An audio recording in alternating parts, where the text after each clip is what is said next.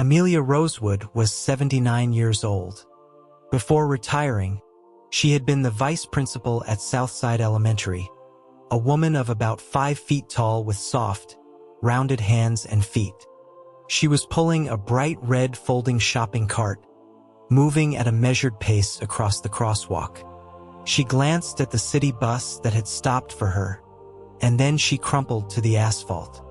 From the driver's seat of that bus, Leo Kane almost shouted.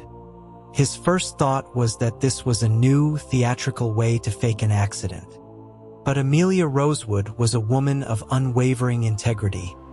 She would never do such a thing. Her blood sugar had simply plummeted, causing her to collapse. A fall at 79 is no small matter, and it left her with a broken arm. When Amelia awoke, she found herself in a hospital room. After her arm was set in a cast, Leo Kane escorted her out, carrying the grandmother with one arm and her little red cart with the other, settling them both into a taxi. Amelia, a woman forged from stubborn pride, bristled. She insisted that it was only her arm that was injured. Her legs were perfectly fine. Leo countered that she had just used those perfectly fine legs to take a dive in the middle of the street. He explained how a few old men on the sidewalk had rushed to her aid, but he figured his help was a safer bet since he was about to end his shift anyway. He joked that he didn't want one of them throwing out their back trying to be a hero. A faint blush colored Amelia's cheeks, and she settled back into the seat, muttering to herself. When they arrived at her apartment building, the fiercely independent Amelia insisted she didn't need any more help. She began her slow, deliberate ascent up the stairs, while Leo followed behind, carrying her cart. She called down to him not to rush her, pointing out that the steps were unusually high. Leo, exasperated, replied that he hadn't said a word. She shot back that he had no respect. Their bickering continued as they navigated the staircase, a journey that seemed to stretch for an eternity. Finally reaching the 5th floor, Amelia fumbled in her pocket for her keys. It was the first time Leo had seen inside her apartment, a 2-bedroom unit of about 900 square feet. The furniture was dated, relics from another era, but the entire place was impeccably clean. Amelia stood on her toes to hang her keys on a hook by the door, then walked to the dining table. She lifted a food cover to reveal an untouched dinner. The wall clock had already chimed 8. She stood there for a moment, cradling her cast, then turned and asked Leo if he had eaten yet. Amelia, who had dedicated a lifetime to the art of home cooking, was a superb chef. Leo sat at her table, devouring the meal with gusto. Amelia sat opposite him, her cast resting on the table. On the wall behind Leo was a low cabinet covered in trophies and plaques, hers and those of her late husband. On top of the cabinet sat a small photo frame holding a picture of the old couple with a boy of about 10. Lately, Amelia found herself staring at that photo often. By her calculations, the boy would be 31 this year. 2 years ago, around this same season of unpredictable rain and sun, Amelia had been heading to her calligraphy class at the community center. She'd reached the 3rd floor when a light drizzle began, so she turned back to get an umbrella. Her memory had already begun to fail her around that time. By the time she got back to the 5th floor, she'd forgotten what she came for. She leaned against the wall, trying to excavate the thought from the tangled pathways of her mind. As the drizzle turned into a downpour, she finally remembered the umbrella. Annoyed and frustrated, Amelia started back down the stairs, umbrella in hand. As she reached the ground floor lobby and stood by the metal security door, fumbling to open the promotional umbrella from her bank, she saw him. Her 29-year-old grandson, Julian, was slumped against the other side of the door like a bag of discarded trash.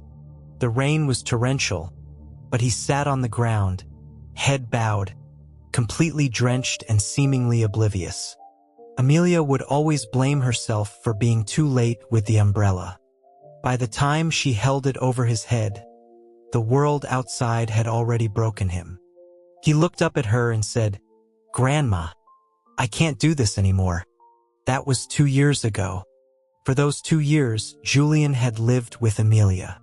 Aside from occasionally wandering the apartment at night, he remained in his room. He ceased all communication with anyone but her. In the first year, Amelia tried everything. Tough love, gentle pleading, but nothing worked. Julian wouldn't say what had happened, and he refused to face the world. His parents, Mark and Celia, had come and caused a scene. His friends had tried to visit. He always stayed deep inside his room, sleeping. Before leaving, Mark had pointed at his son's door, his voice dripping with contempt. He'd asked what kind of man falls apart over something so trivial. Amelia had slapped her son-in-law across the face.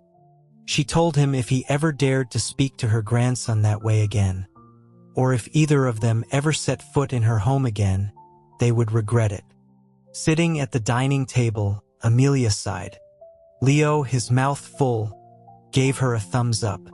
He told Amelia her cooking was incredible. A small, weary smile touched her lips. The overhead light fixture flickered, casting a dim, yellow glow. After washing the dishes, Leo changed the bulb for her. He wanted to unpack the groceries from her red cart and put them away, but as he tilted it, dozens of boxes of Oreo cookies tumbled out. Leo exclaimed, questioning why a woman with high blood sugar was hoarding so many cookies. Amelia, one hand on her hip, retorted that she'd eat what she wanted. As Leo was changing his shoes at the door to leave, he advised her to lay off the Oreos, asking what would happen if she collapsed again. Amelia stood by the door, looking down at her injured arm. She whispered, "Yes, what if I collapse again?" Leo paused and looked up, clarifying that he didn't mean it in a bad way. Amelia's eyes crinkled into a smile. She quietly explained that the cookies were for her grandson. Leo, still focused on his shoes, didn't quite hear her. When he looked up and asked what she had said, tears were already spilling from Amelia's eyes. She repeated, they were for her grandson. He loved them too. The next morning at 6, Leo was at the door of apartment 5B, knocking and calling out that he had brought her groceries for the day. He knocked twice with no answer. Fearing something had happened, he began to pound on the door with more force. After what felt like an age, the door creaked open, but no one spoke. Leo pushed it further and stepped inside. A thin figure stood in the entryway, with hair falling to their shoulders, wearing a dark gray pajama set. They looked like a shadow cast upon the welcome mat. Leo stood frozen, a large bag of groceries in his hand. They stood like that for a moment until Amelia, returning from her morning walk, appeared at the doorway. Leo looked at the figure and asked the first question that came to his mind. "Are you a guy or a girl?" Amelia leaped up and smacked him on the back of the head, calling him an idiot and explaining it was her grandson. Leo yelped, trying to defend himself by pointing out the long hair and the beautiful, pale skin. Amelia corrected him, saying her grandson wasn't beautiful, he was handsome. By the time Leo turned back, Julian had already vanished into his room. At lunchtime, Leo helped Amelia set the table, then casually pushed open Julian's door. He called out for him to wash his hands and come eat. Leo would later recall that it was the first time he'd ever felt a room exude the scent of stone and river moss. Stacks upon stacks of books covered nearly every surface, leaving little room to walk. The lights were off and the curtains were drawn. Julian sat by a small bedside lamp, holding a book, and looked up.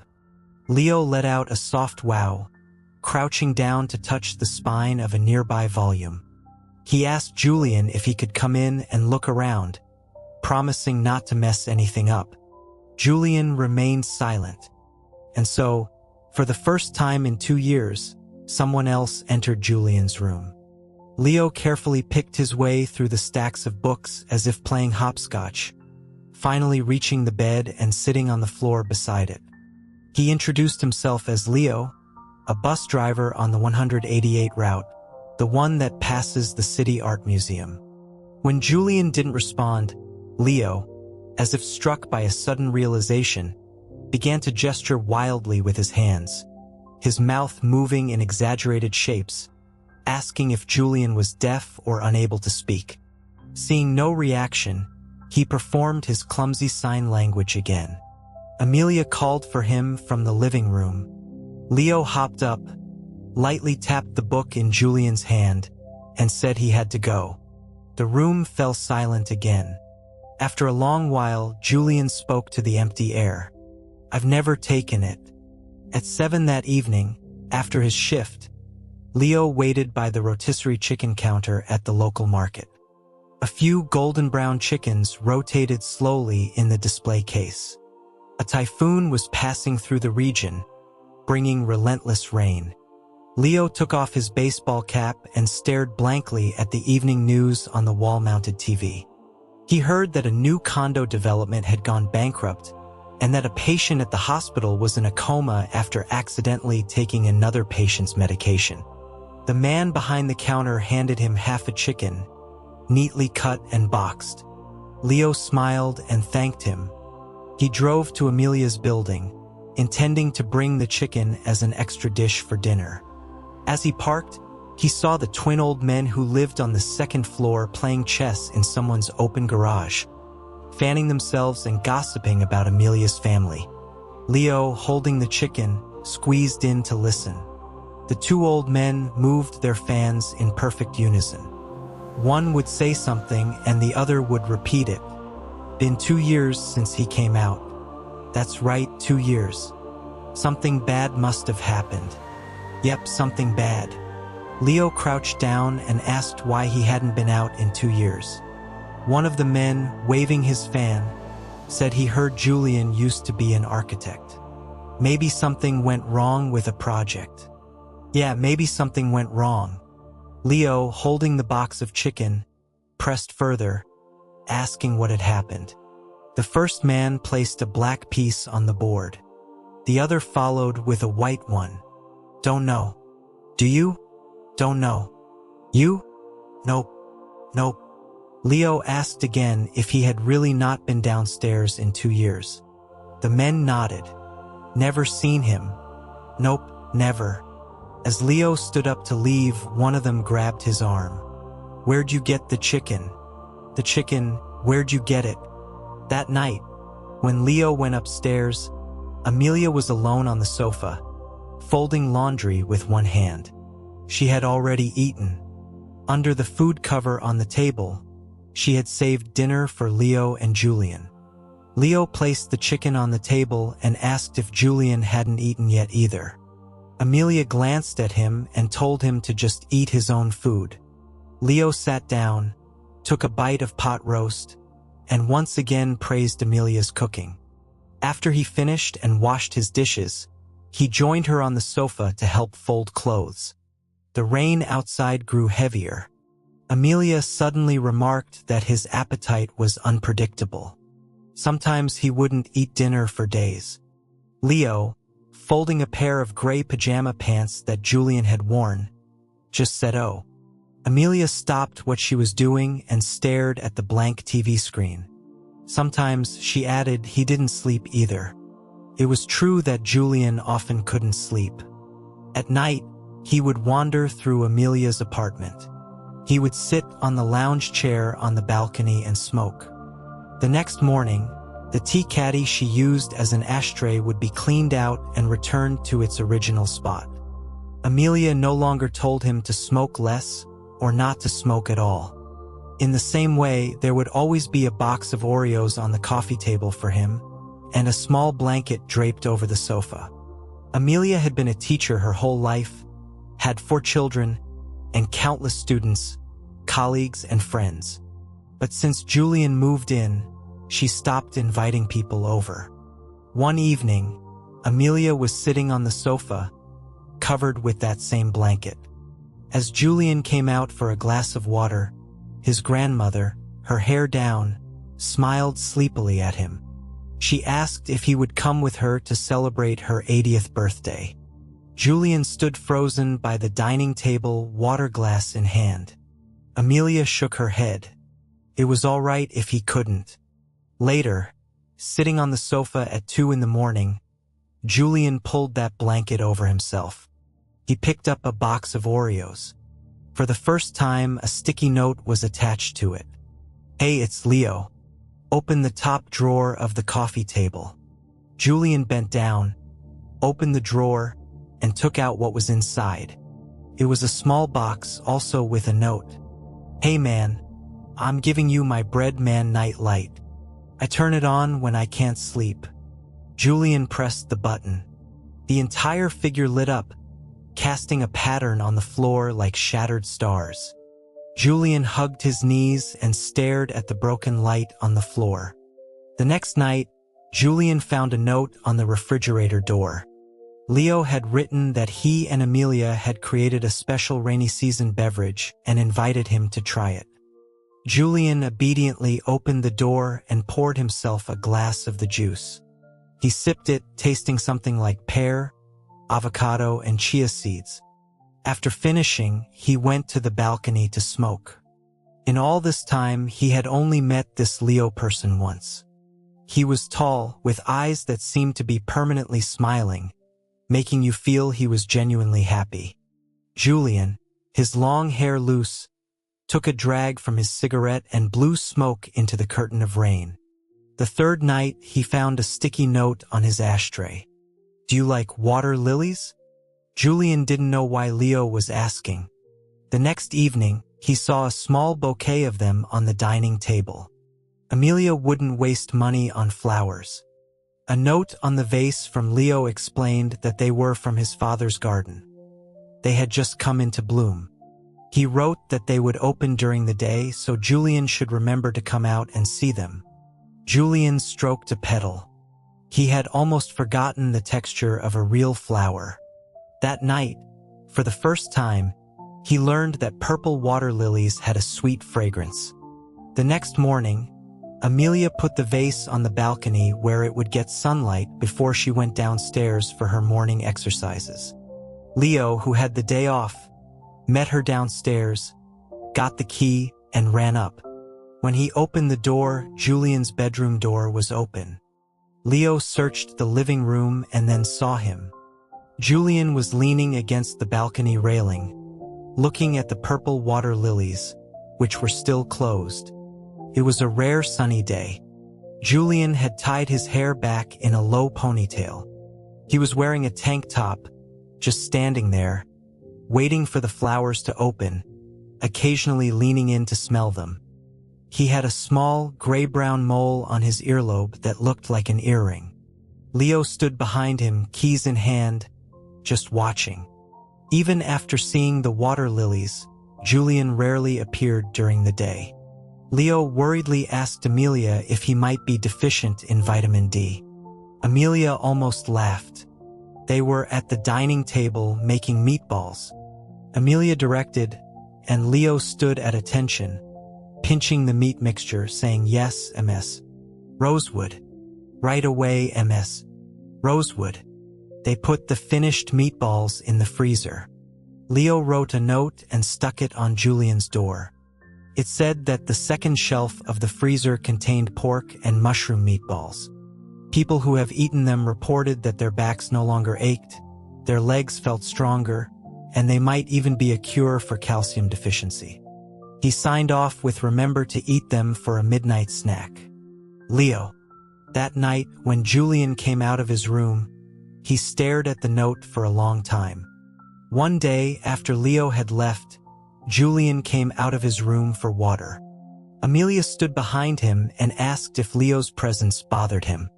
She said her arm would be out of the cast soon, and then she wouldn't need to have him come over anymore. Julian drank half a glass of water, ran a hand through his hair, and said quietly, "It's okay." Amelia looked up at him. Julian, holding his glass, turned to go back to his room and repeated, "It's okay." The first time Leo saw Julian at the dinner table in the evening, he and Amelia sat across from each other. Bowls in their left hands, chopsticks in their right, but their heads swiveled in unison, watching Julian eat. That day, for some unknown reason, Leo had knocked on Julian's door as usual and said that Amelia had made chicken soup for him. Julian, sitting by his bread man night light, had stared at him for a moment before closing his book. The small square table was laden with 5 or 6 dishes. As Leo served rice, he commented that he could smell someone making spicy fish stew, and it smelled amazing. Amelia brought out a dipping sauce for the poached chicken. Julian, having washed his hands, sat down. The warm, comforting aroma of an evening meal made him shiver. He suddenly regretted coming out. Amelia had already placed a bowl of chicken soup in front of him, saying excitedly that Leo had brought the chicken from a farm upstate. It was a real free-range bird and incredibly fragrant. Julian didn't look at them. He blew on the soup and took a sip. Leo almost started applauding. But throughout the meal, Julian never spoke, nor did he look at them. He quietly finished the food in his bowl. Amelia took his empty soup bowl, her voice anxious. "Grandma will get you another bowl. Have another, okay?" Julian looked down at the ends of his hair. After a moment, he said, "Okay." Amelia quickly got up. As Leo stood to help, Julian suddenly looked at him. Leo asked if he needed something. Julian placed a folded sticky note on the table. He slowly pushed it towards Leo, then glanced at Amelia. Leo understood and pocketed the note. Julian obediently drank another bowl of soup, then stood up and went back to his room. He leaned against a stack of his books, feeling weak, and buried his face in his arms. His grandmother's happiness made him feel terrible. Over the past few years, she had cried in front of him and cried secretly by herself, but she had never begged him to come out. She had only ever told him, through tears and smiles, that for as long as he needed to stay, she would take care of him. On the note, Julian had written to Leo, "Please come again after midnight. I'll leave the door unlocked." When Leo pushed the door open later that night, he quietly entered Julian's room and closed the door behind him. He reported that all was clear outside. Julian sat propped against the headboard, watching him with a blank expression. Leo sat cross-legged on the bed and, again using his self-invented sign language, asked what Julian wanted to talk about. Julian didn't speak. Leo scratched his head, wondering if he should go get a notepad from Amelia's desk. Then Julian spoke. "I can talk." Leo raised an eyebrow, staring at him. Julian seemed uncomfortable under his gaze and looked down at the book in his hands. Very slowly, he said, "I can talk, but I haven't talked to anyone in a long time." He looked up again. "Can I ask you to help me with something?" Leo grinned, not hesitating for a second.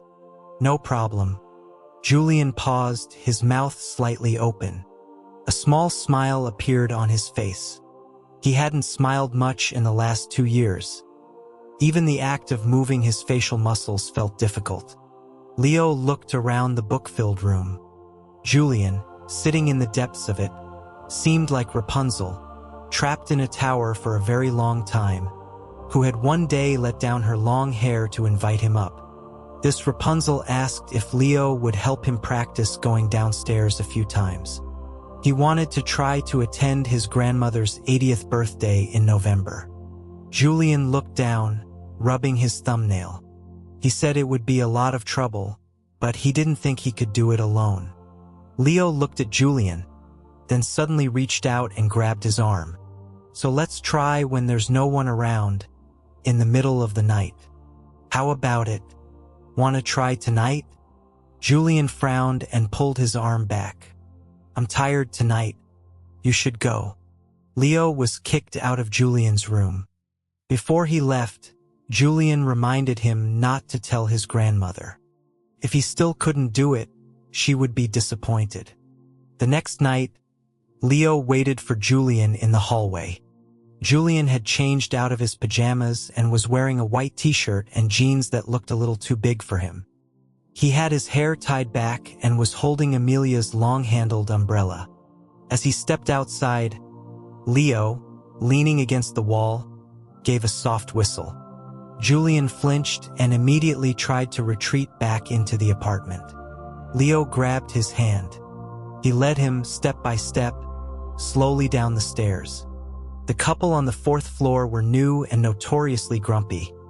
A large love sign was stuck to their door. The 3rd floor belonged to Mr. Davidson, a former colleague of Amelia's, who was now in a nursing home with Alzheimer's. As they passed the 2nd floor, Leo, holding Julian's wrist, explained that the twin grandpas, who he called the Doublemint twins for convenience, had gotten into a fight the day before, and one of them had cried. Julian kept his eyes fixed on the steps. Leo kept reminding him to be careful. The recent rain had made the stairs slick. When they reached the 2nd floor landing, Julian paused. He had gone to the elementary school where his grandmother worked, so he had spent a lot of time at her apartment as a child. He remembered running up these stairs after school, scratching lines of varying depths into the wall with his key. They finally made it to the ground floor. It wasn't raining anymore. Standing on solid ground for the first time in 2 years, Julian held onto Leo's hand and looked down at the old, cracked pavement. Green grass and wildflowers sprouted from the cracks. A new "Keep Off the Grass" sign had been erected in the flower bed. The neighboring apartment complex had been completely demolished and was being rebuilt. Julian looked at the construction cranes, silent in the deep night, and realized that the world, no matter what, kept turning. He was the only one who had been flung off by the centrifugal force. He took a deep breath. Leo copied him, then said that the night smelled good. After a rain in late spring, the night air had an ancient kind of scent. That night, Julian only made it to the front of his building. For the next week, that was as far as he could go. He and Leo would just stand there side by side, staring into the darkness. About a week and a half later, the news was full of reports about another typhoon moving through.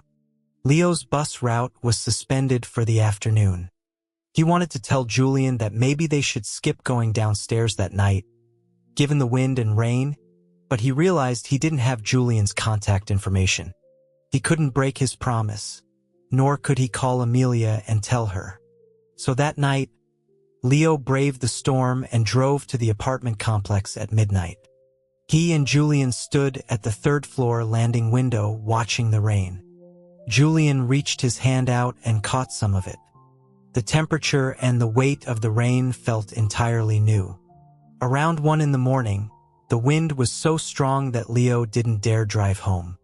After taking Julian upstairs, he asked if he could crash on his floor for the night, promising to slip out before Amelia woke up for her morning walk.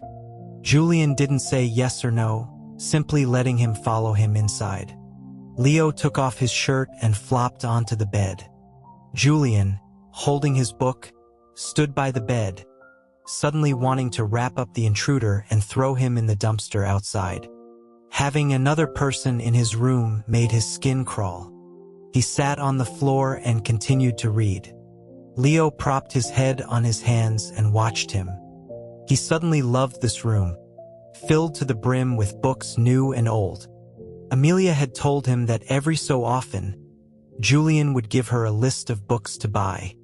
She would leave them by his door, and the next day they would be sorted and stacked within the room. Perhaps the books were Julian's bricks, his walls, his fortress. Julian sat amongst his books, reading without any sense of time, which in this room lost its weight and meaning, flowing like water. When Leo came to, he didn't know how long he had been staring. He couldn't help but move closer, wrapping his arms around Julian from behind.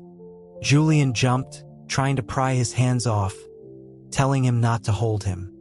Leo just held on tighter, swaying back and forth, saying he wanted to. Julian gave up struggling. Leo sniffed his hair and mumbled to himself that his hair and his skin smelled so good, wondering why Amelia used the same products but didn't smell like this. Julian sighed, saying this kind of physical contact wasn't appropriate. Leo argued that they were both guys, so what was the big deal? Julian said, "I'm gay." Leo went quiet. As if fearing he hadn't understood, Julian turned to face him and explained carefully, "I'm gay. I like men." The next night, when Julian came out, he didn't see Leo waiting in the hallway. He looked around in the dim light of the stairwell but couldn't find him. Julian stood at the top of the stairs, looking down, wanting to go down by himself but feeling a profound hesitation. He stood for a long time, staring at the love sign on the fourth-floor door. He didn't know if his words from last night had scared Leo off. After a while longer, still not daring to go down alone, he sighed in frustration and went back inside. At 2 a.m, the doorbell rang insistently. Amelia, woken by the noise, threw on a robe to open the door. She saw Leo panting, leaning against the doorframe. He stammered that it was just him. Amelia scolded him, asking if he knew what time it was. Leo gently patted her casted hand, saying he forgot something and needed to grab it. Amelia, grumbling, turned on the living room light and asked what he could have possibly forgotten. Leo shooed her back to bed, telling her not to lose her beauty sleep over him. After Amelia went back to her room, Leo took a moment to catch his breath, then quietly opened Julian's door. Julian was leaning against the headboard, the small night light on. Leo suddenly dropped to his knees on a stack of books. He explained that he forgot his shift had changed to nights, from 6 p.m. to 1 a.m., and he couldn't get away to tell him. He apologized profusely and offered 10 boxes of Oreos as a peace offering, which he then started to pull from a plastic bag. Julian frowned. "Get off my books." "Yes, sir," Leo exclaimed, scrambling to his feet. He opened a box of Oreos and offered one to Julian. Julian took one and bit into it. Leo took one for himself and sat next to Julian, telling him that from now on, he would come find him every morning at 2. Julian was about to say he didn't have to go to all that trouble, but Leo, munching on a cookie, pulled an old cell phone from his pocket and handed it to him.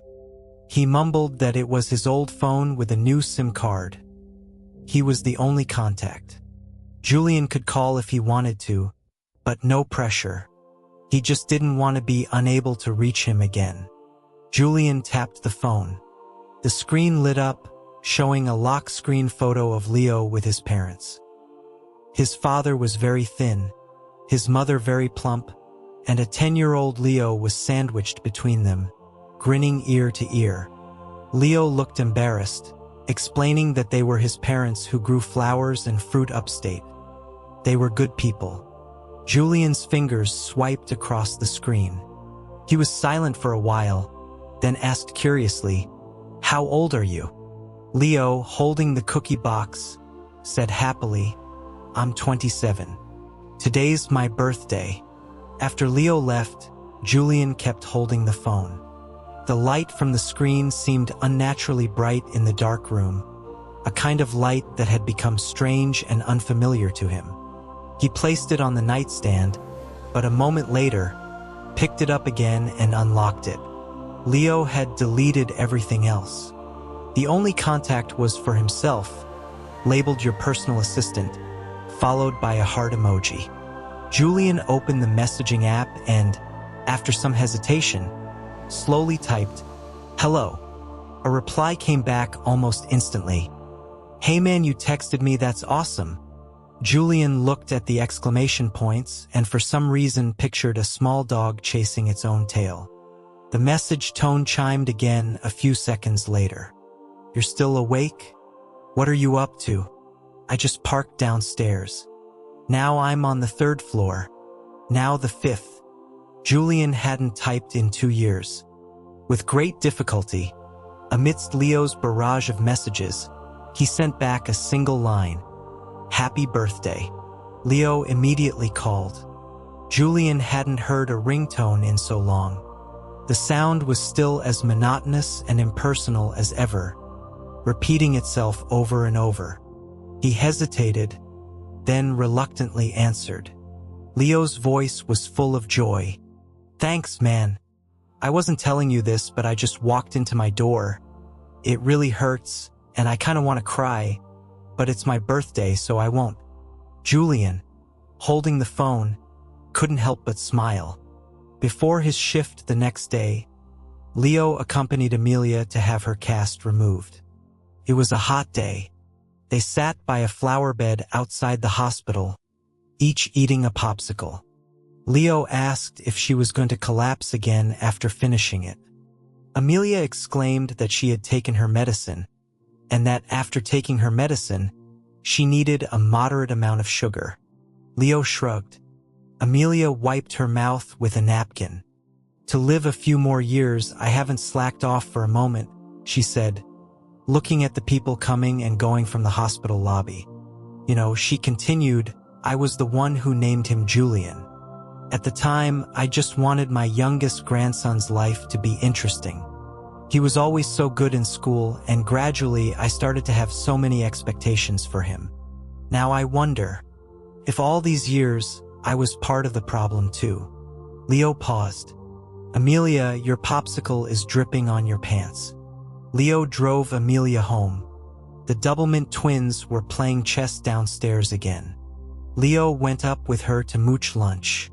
Amelia said that Julian was now eating 3 meals a day regularly.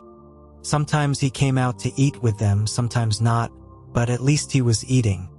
When they opened the door, Julian was leaning against the fridge, drinking water. His hair was a mess, like he had just woken up. Leo reached over Amelia's head with a large box of popsicles. "Amelia and I picked these out at the wholesale store. Want one?" Julian shook his head. Leo grinned. "How about I try making Oreo popsicles?" Julian walked past them with his glass of water and went back to his room. Amelia snapped, "Get that box of popsicles away from my head." That night after his late shift, Leo rushed home, showered, and sped back to the apartment complex. This time, before he even got upstairs, he saw Julian standing at the 5th floor window, watching him. Leo waved. He led Julian down the small path by their building entrance all the way to the complex gate. The residents of the complex were mostly elderly, so at this hour it was deserted. Julian walked the distance with relative ease. Leo rewarded him with a box of Oreos. They sat together on the swings in the complex's small fitness area. Julian closed his eyes. The midnight breeze was already warm. Leo reached out and tucked a strand of Julian's hair behind his ear. He remembered what Amelia had told him in the car on the way home that day.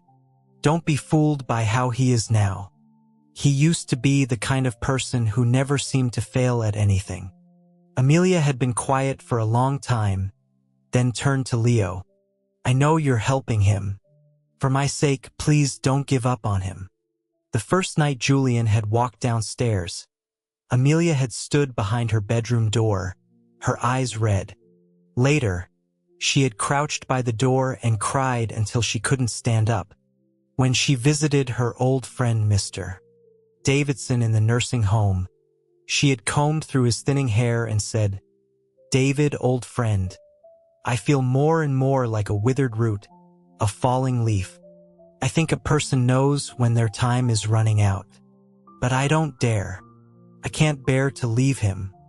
From her window, she saw Leo and Julian on the swings. Leo was pushing his swing higher and higher, like a kindergartner having the time of his life. When he tried to stop, he nearly fell over, scaring Julian half to death. Amelia let out a soft curse. Julian frowned. Both men said at the same time, "Idiot." Leo called Julian on the phone. "Okay, now you try walking down the stairs by yourself. I'll be waiting downstairs." Julian, holding the phone in one hand and his long umbrella in the other, stood frozen at his doorway.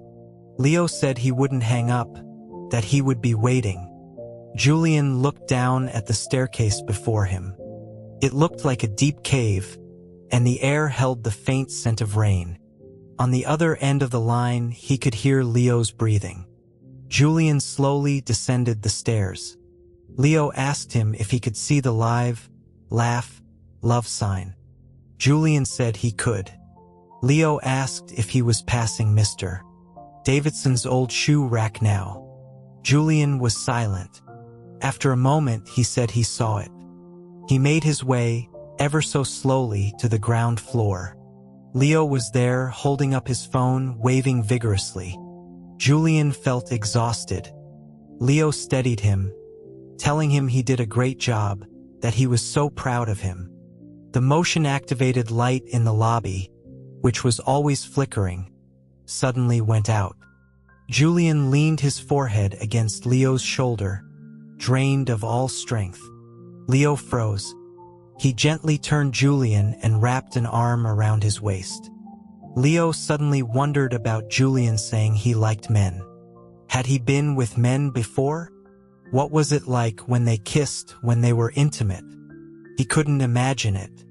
Holding Julian, his mind raced with these thoughts. He suddenly mumbled, "I used to have a huge crush on this girl I grew up with back home. Now she brings her kid on my bus." Julian gave a questioning hum.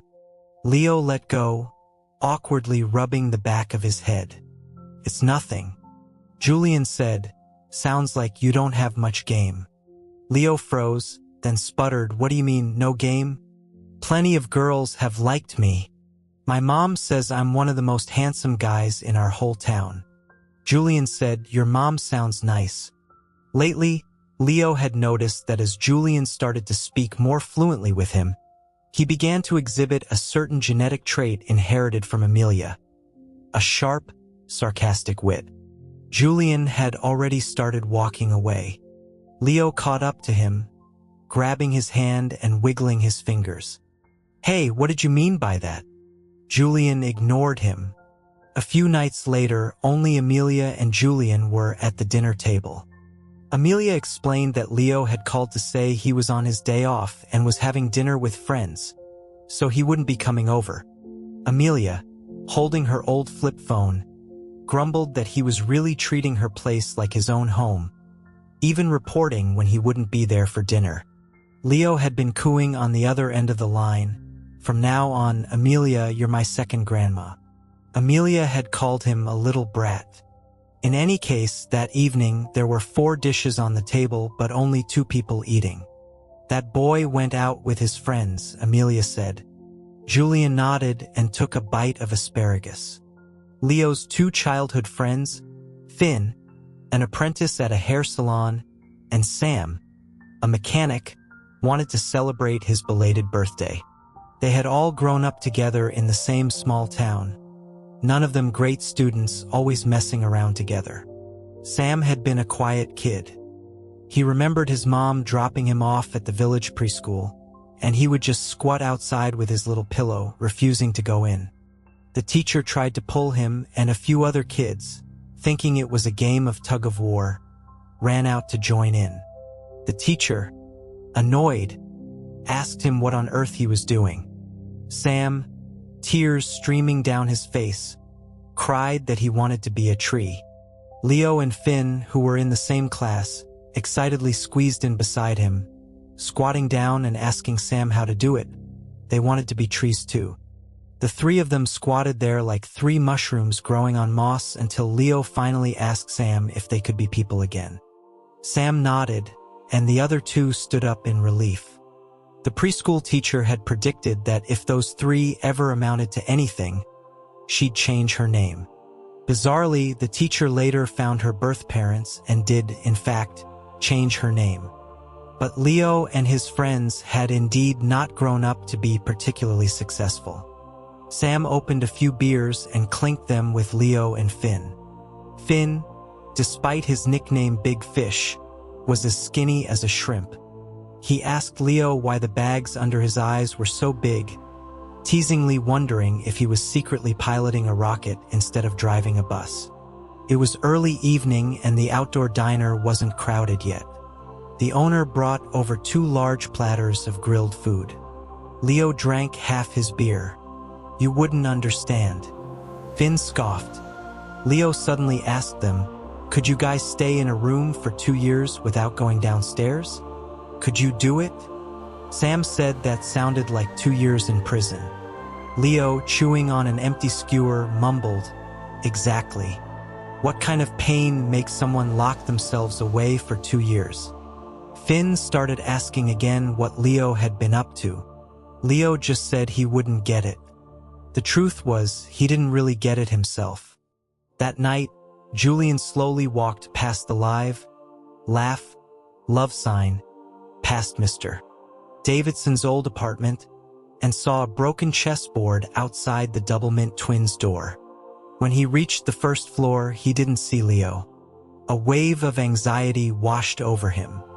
Holding his long umbrella, he stood uncertainly in the lobby. For the past few days, when he got downstairs, Leo would be leaning against the security door. He would see him and wave him over, then feed him an Oreo. Yesterday, Leo had popped a goldfish cracker in his mouth and asked, "Surprise!" Julian had found it both exasperating and funny.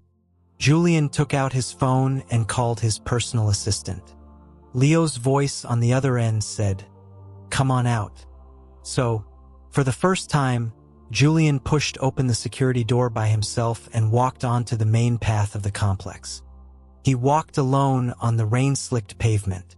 The world was so quiet he could only hear his own heartbeat. He was 31 years old, and even walking downstairs by himself felt terrifying. When he finally reached the main gate of the complex, he saw Leo standing just outside. One hand held a half-smoked cigarette. The other reached out and pulled him out of the complex. Julian stood frozen for a moment, processing, then said to Leo, "Give me a cigarette." They leaned against a wall on Maple Street, smoking. Julian squinted, taking a drag and exhaling toward the ground. "The last time I walked down the street," he said, "it was raining hard. Rain from 2 years ago." He turned and smiled at Leo. "Thank you." Leo smiled back. He had been drinking with Finn and Sam until almost midnight, then took a cab, rushing over.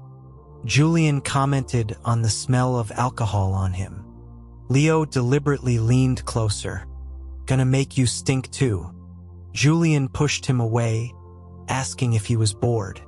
Leo suddenly wrapped his arms around Julian. He'd had a bit too much to drink, and his words slurred together. He mumbled that Amelia said Julian used to be a really impressive person.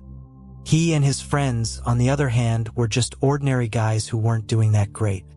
So he didn't know if being an impressive person was a very hard thing to be. Maybe it is. Was it hard for you? Julian leaned against Leo, looking blankly at the closed newsstand across the street. By the time he realized it, tears were uncontrollably streaming down his face, splashing onto the green and yellow paving stones. That night, Julian broke his rule and let Leo stay over. It was too late to get a cab anyway. Leo, half drunk, rolled around on the bed. Julian sighed. "I'm gonna have to change the sheets tomorrow." This time, he lay down next to Leo and turned on the Breadman nightlight. Leo, lying on his side, idly twirled a strand of Julian's hair. He mumbled about his friend Finn, who had been working at the salon for 2 years and still only knew how to wash hair. He wanted to use Leo for practice, but no way. Then he started talking about the difference between passengers on his morning and evening shifts. The morning shift was a sea of senior passes beeping. The Amelias of the world were all up early, either heading to the market or just riding the bus for the air conditioning now that it was getting hot. Leo rambled on, his eyelids drooping as if he would fall asleep any second. He opened his eyes again, tugged on Julian's hair, and said that his mom had his fortune told when he was a kid. And the fortune teller said he was suited for a job that wasn't stationary. So being a bus driver was perfect. Julian, his hair pulled, slapped his hand away. Leo, undeterred, tried to play with his hair again. Julian said, "The first year I was home, my grandmother brought in every psychic, priest, and medium she could find." Leo stopped. Julian continued, "She never used to believe in that stuff. She only ever believed in herself." The room was quiet. For a moment, neither of them spoke. Julian wondered if it was time to lift the scab and look at the wound underneath. He wondered if it would be crawling with maggots. But that night, it was calmer than he had imagined. He told Leo the catalyst for his retreat. He said he also had a childhood friend, Jerry. Their parents were friends, so they were constantly compared, and their friendship was laced with many complicated, unspoken things. Later, they both studied abroad, one in the Netherlands, one in the United States. During a summer break, they planned a trip together. It was only then that they realized how similar their situations were. Jerry also knew what it was like to be raised by parents so strict they were almost cruel, to live a life shaped by the expectations of a crowd of adults. Jerry had joked to Julian that the first 3 years of their lives were just injury time. Every day after that was a series of falls, scrapes, and bruises, losing limbs but still being expected to ace every exam. A few years ago, Julian had graduated and joined a Japanese architect's firm. When there was a project, he was either flying all over the world for meetings or working around the clock at the studio.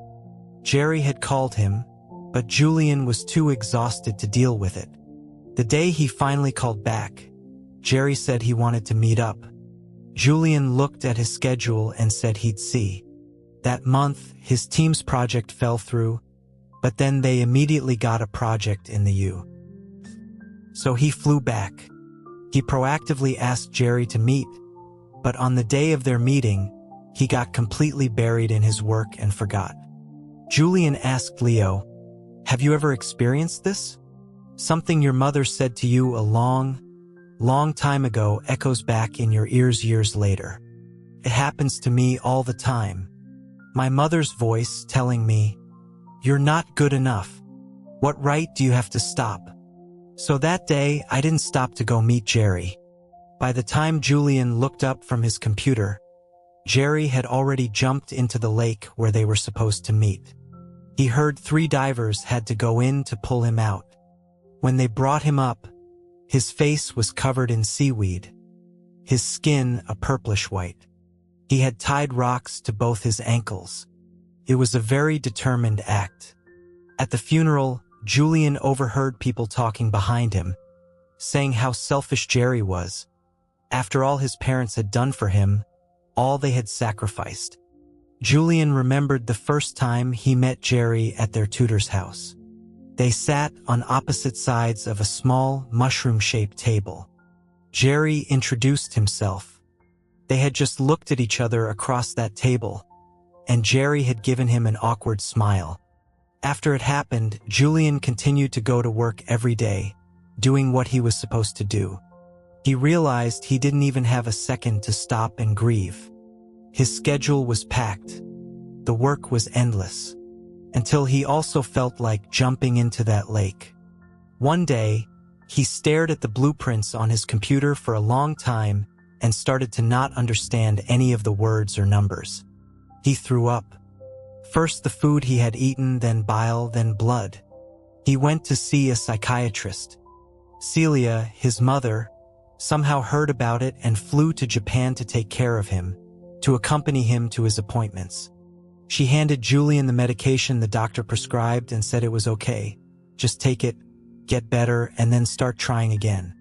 Julian took the bag of pills and, like he had done countless times over the past 20-something years, obediently nodded. "Jerry, I'm fine too. I have a mental illness, I'll take my medicine, and I'll start trying again." Julian smiled at Leo. For a moment, Leo didn't say anything. The books filling the room seemed to be screaming in silence. Leo probably didn't know what to say to comfort him. His mind raced, and he suddenly mumbled, nonsensically, "No wonder you think Oreos are the most delicious thing in the world. They probably never let you eat good snacks as a kid." Julian laughed. "Oreos are delicious," he argued. Leo smiled too. Julian picked up the Breadman night light, turning it in his hands. He took a deep breath, saying it out loud. "It doesn't seem so bad." Leo reached out and held Julian's head, rocking it gently. "It's okay. I got you. You don't have to try so hard with this stuff." The fractured light from the night light fell on their faces, creating a mottled texture. They both looked away. The light flickered. Leo, feeling dizzy, suddenly leaned in and kissed Julian on the cheek. That was Leo's last day on the night shift. At 6 in the evening, before starting work, he sat in the salon where Finn worked. Finn finished a client's hair and came to sit next to him. "Are you sick? You're just sitting there, not even trying to bring in business." Leo propped his elbows on his knees. "I'm just thinking. If I'm alone, my mind just runs wild." Finn said, "What could your brain possibly think about?" Leo replied with his usual line, "You wouldn't understand." Finn almost kicked him out of the salon. Around dinner time, Amelia called Leo. She said Julian hadn't come out to eat all day. She demanded to know what happened. "I saw you coming out of his room this morning." Leo, flustered, shouted, "I didn't do anything." Amelia shouted back, her voice laced with anxiety, "Then what's wrong with him? He's gone back to being lifeless, not eating a thing." Leo drove back to the apartment complex in a panic. When he pushed open Julian's door, Julian was sitting by the bed, reading just like always. Leo scratched his head. "Hey man, you're not hungry? Amelia said you haven't eaten anything today." Julian looked up at him and shook his head. "No appetite." Leo sat on the edge of the bed, nervously wringing his hands. He stammered, about last night. "I don't know what happened. I guess I was just looking at you and, well." Julian closed his book. "What are you getting all worked up about?" "I was just thinking about Jerry. Remembering that time. The fear kind of came back. I can't eat." After talking to Leo, he had felt better in the moment. But when the memories became truly clear, the feeling of helplessness washed over him like a wave. He felt like he couldn't stand on his own 2 feet again. He was powerless over himself. Leo wanted to persuade Julian to eat something, but his own stomach rumbled first. He said he was suddenly craving ramen. "You want some?" Julian said no. 15 minutes later, Julian was forcibly dragged to the dining table, where 2 steaming bowls of instant ramen sat. Amelia was at her desk in the living room, wearing her reading glasses and practicing her calligraphy, muttering that there was no nutrition in instant noodles. Leo retorted, "Who eats ramen for nutrition?" He turned and smiled at Julian. "Amelia only had 1 egg left in her stash, so I'm graciously giving it to you. All you have to do is say thank you." Julian hung his hands at his sides, still feeling no appetite. But Leo, sitting across from him, had already started slurping his noodles with gusto. After a few bites, he suddenly stood up and got a plate of sliced beef from the fridge. "There," he said. "Now it's nutritious." Julian watched him eat for a while, then finally picked up his chopsticks. Amelia, sitting at her desk, watched the small scene at her dining table. Leo would eat for a bit, then put a couple of slices of beef on top of Julian's noodles. He instructed Julian to push the egg down so it would soak up the broth. Julian, with a hint of resignation, did as he was told. The two of them ate with their heads down. Amelia turned her gaze to the window. After a moment, she covered her eyes with her hand. Now, Leo stood outside the complex gate, waiting for Julian to slowly make his way over to him. Leo asked if he wanted to walk down Maple Street. Julian nodded. The apartment complex was in an older part of the city. The newer districts were full of modern shopping centers, but this area remained largely unchanged. Recently, because of some upcoming international event, the facades of the street-facing buildings had been renovated.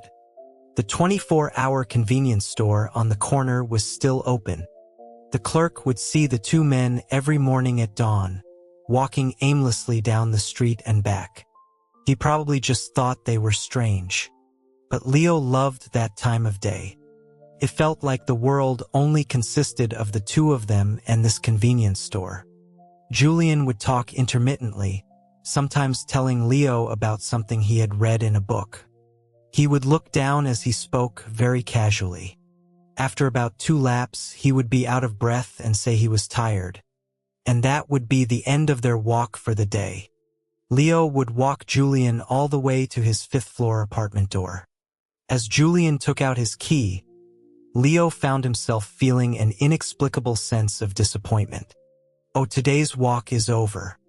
Leo leaned against the wall at the turn of the staircase, hands in his pockets, and called out, "Hey." Julian turned around. Leo had nothing to say. He just fidgeted for a moment, then managed a good night. Julian smiled at him. That night, after driving home and parking, Leo got a text from Julian. "Are you home?" Leo, excited, took the stairs 3 at a time, rushed into his apartment, and texted back, "Yeah." He then lay on the sofa, waiting for Julian to reply. But after a long time, nothing came. Leo rolled over, turned his phone screen on and off, on and off. The message screen still just said, "Are you home?" Leo sat up and shouted to the empty room, "I'm home. Now what?" The next day, as he started his first bus route, Leo was still stewing over why Julian hadn't texted him back. He was determined to ask him. That night, Julian calmly replied, "You said you were home. That's all I was asking." Leo felt like he had punched a pillow. He crowded Julian, complaining, "Can't you text me more? Can't you call me once in a while?" Julian, nearly pressed against the complex's fence, found it funny. "You sound like a needy boyfriend." Leo fell silent. Julian slapped a mosquito on his arm and looked up to find Leo still deep in thought. As they walked back upstairs, Leo didn't say much. Julian unlocked the door.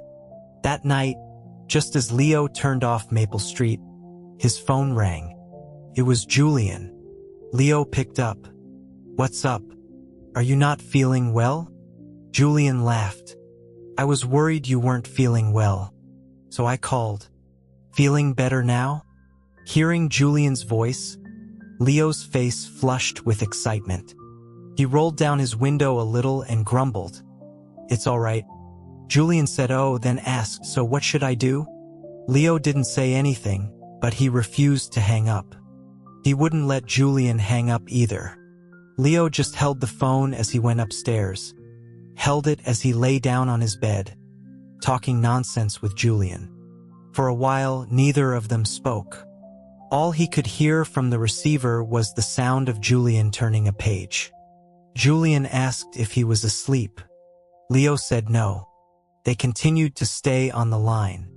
Finally, Julian said his phone was getting hot. He was going to hang up now. "Good night. Okay?" Leo buried his face in his pillow and whined, "Not okay." Julian laughed on the other end of the line. Julian found himself mentioning Leo more and more in his journal. His sleep and appetite had improved recently, But after telling Leo about Jerry, he started having sleepless nights again. When Leo found out, he brought over a giant stuffed hippopotamus pillow for him. Sometimes Julian would look down and meet the hippo's two tiny, bead-like eyes. Julian wrote in his journal that Leo had given him another gift. He had given him many things. Not only that, but he came over every day, rain or shine. He thought he should give him something in return. But what could he give? That evening, before his shift ended, Leo texted Julian. Since he could now walk out of the complex, did he want to take a drive around the city? Julian saw the message but didn't reply right away. After a long time, he texted back, "Okay." At midnight, when Julian came downstairs, Leo was dangling his car keys from his finger, mid-yawn. Hearing Julian's voice, he swallowed the rest of his yawn and made a flourishing after-you gesture. Leo drove a black SUV. After Julian had replied to his text, Leo had rushed the car to Sam's shop to have it cleaned inside and out. As Julian got into the passenger seat and the car started, a row of bobblehead pigs on the dashboard began to nod. Many private cars had good luck charms or air fresheners hanging from the rearview mirror. Leo had a little dancing girl. As the car moved, the girl danced. Julian reached out and steadied her. He still didn't dare to look at the streets outside. When he was at his worst, even seeing a subway station sign made him want to throw up.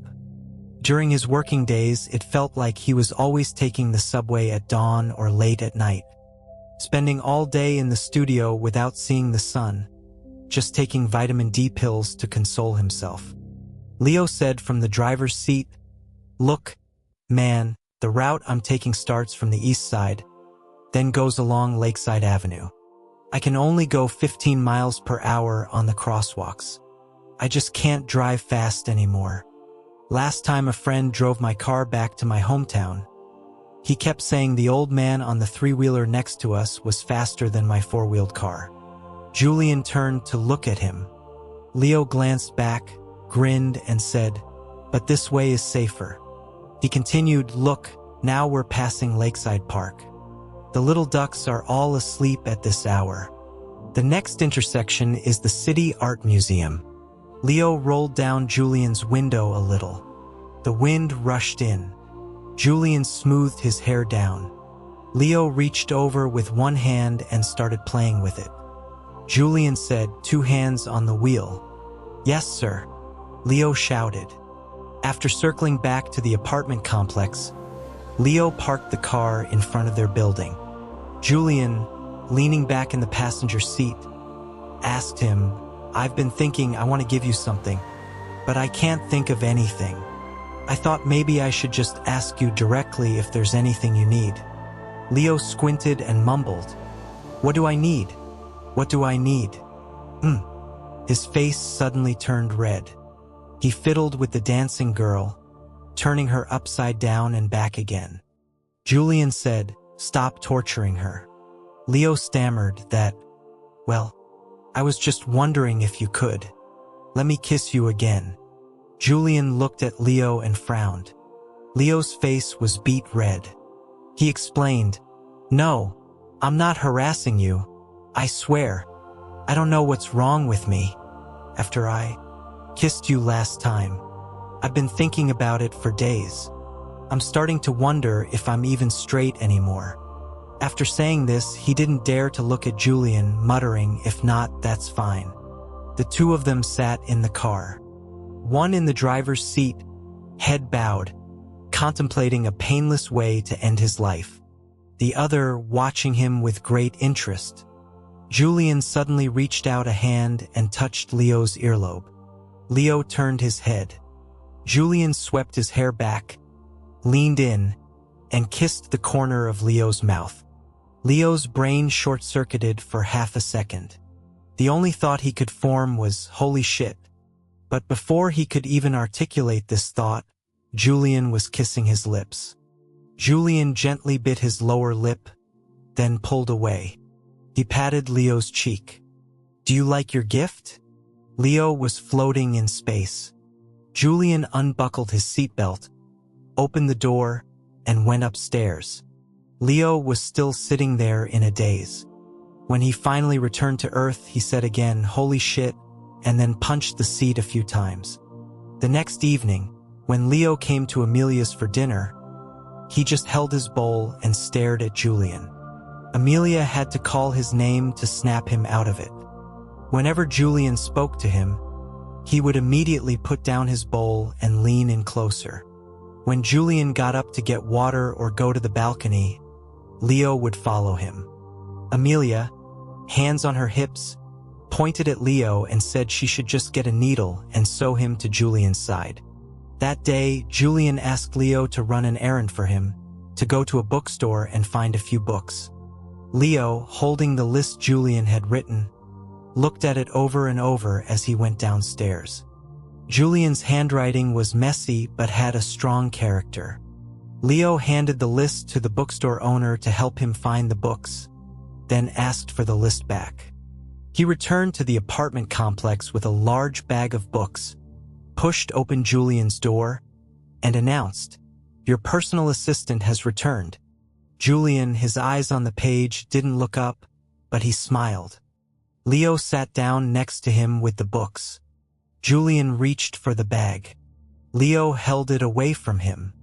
Julian asked what he was doing. Leo was acting like a mischievous middle schooler.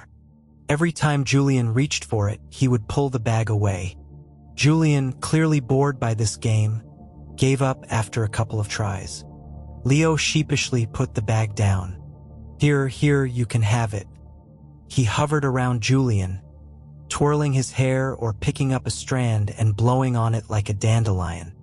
Julian put down his book, slapped his hand away, and asked if he had something to say. Leo didn't really have anything to say.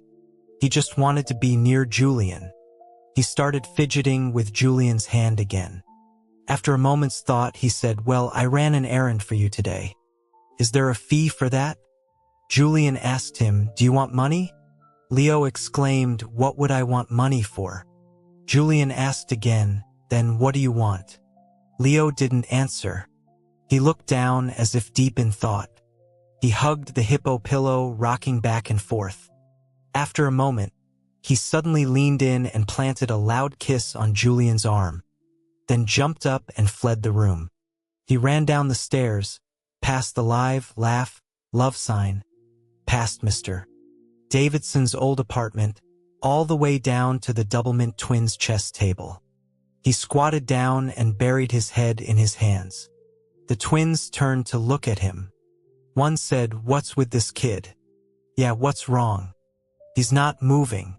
"Oh, he's moving." Leo moved.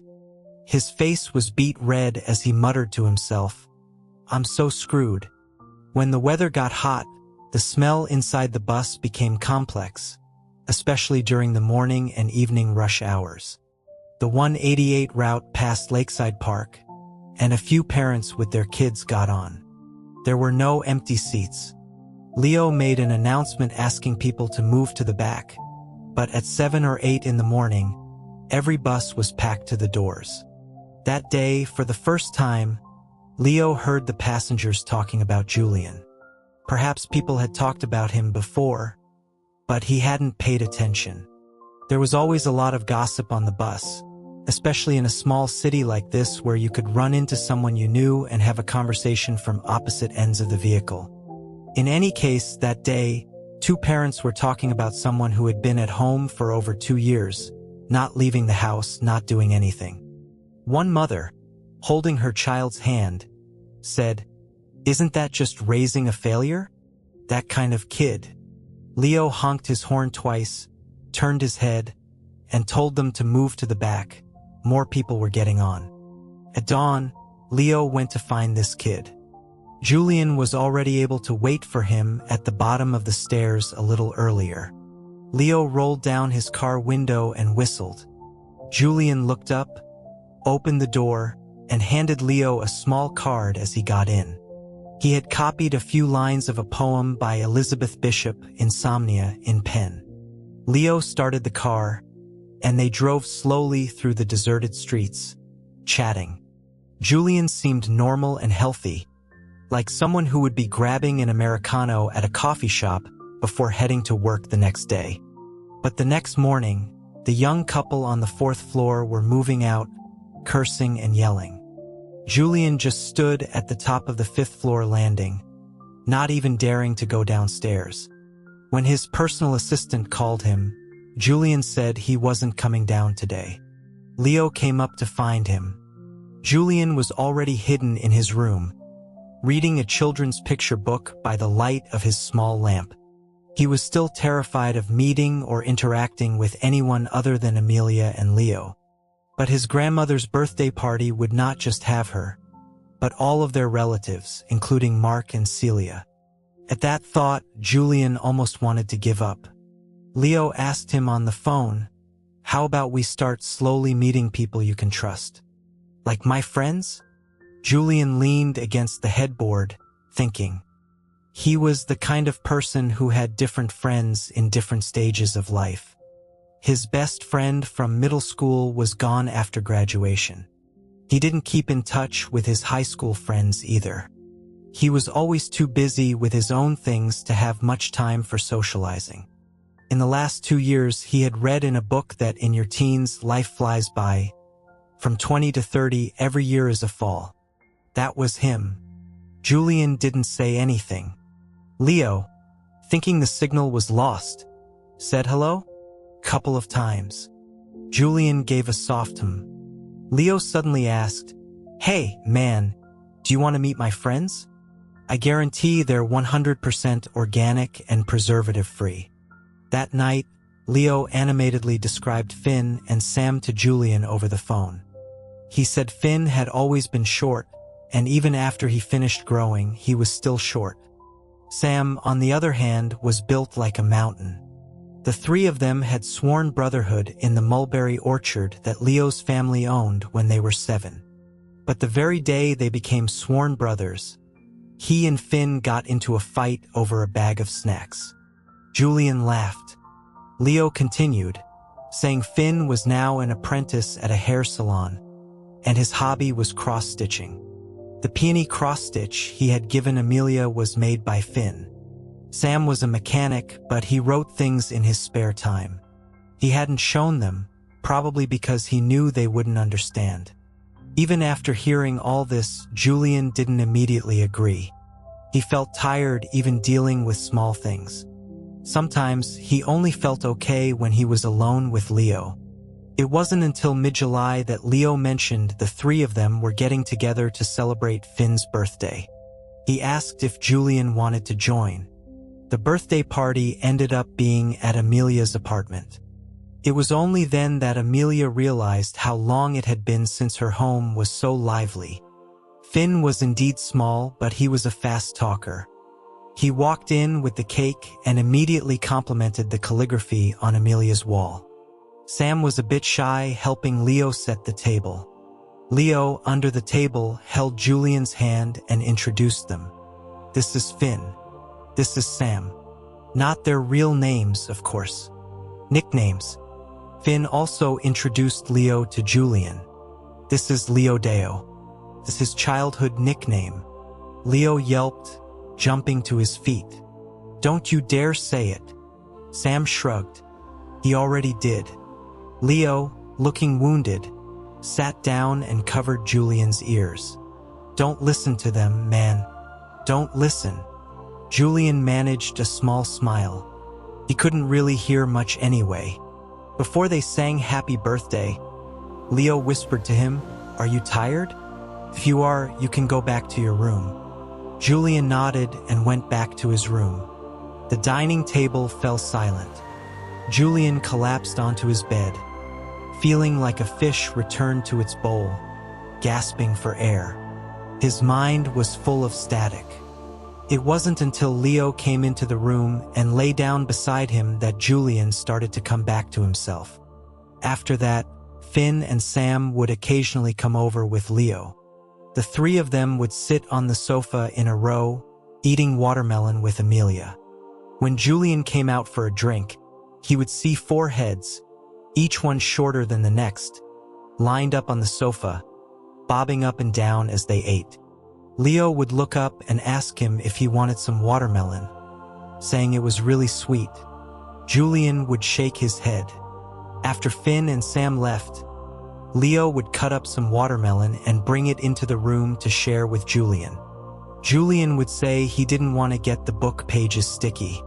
Leo would hold a piece up to his mouth with a fork and say, "Open up." Julian would have no choice but to bite it. Leo would stroke his hair and say, "Good boy." Julian would look up and smile. "Thanks, Leo Deo." Leo, holding the bowl of watermelon, would suddenly stand up, wanting to yell at someone but not knowing who, and angrily stab a piece of watermelon and eat it himself, muttering that tomorrow he was going to turn Finn into fish head stew.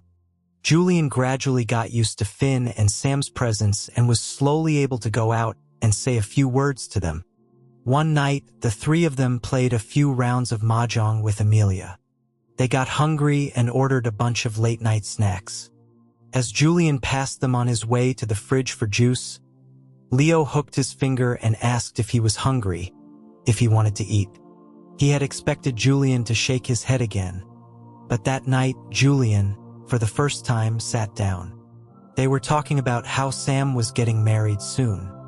Finn, chewing on a skewer, said he had just broken up with his girlfriend. And Leo, he said, had never been in a relationship. Leo shot up again, grabbing Finn by the neck. "I'm definitely going to kill you today." Sam tried to break them up. Julian lowered his head and smiled.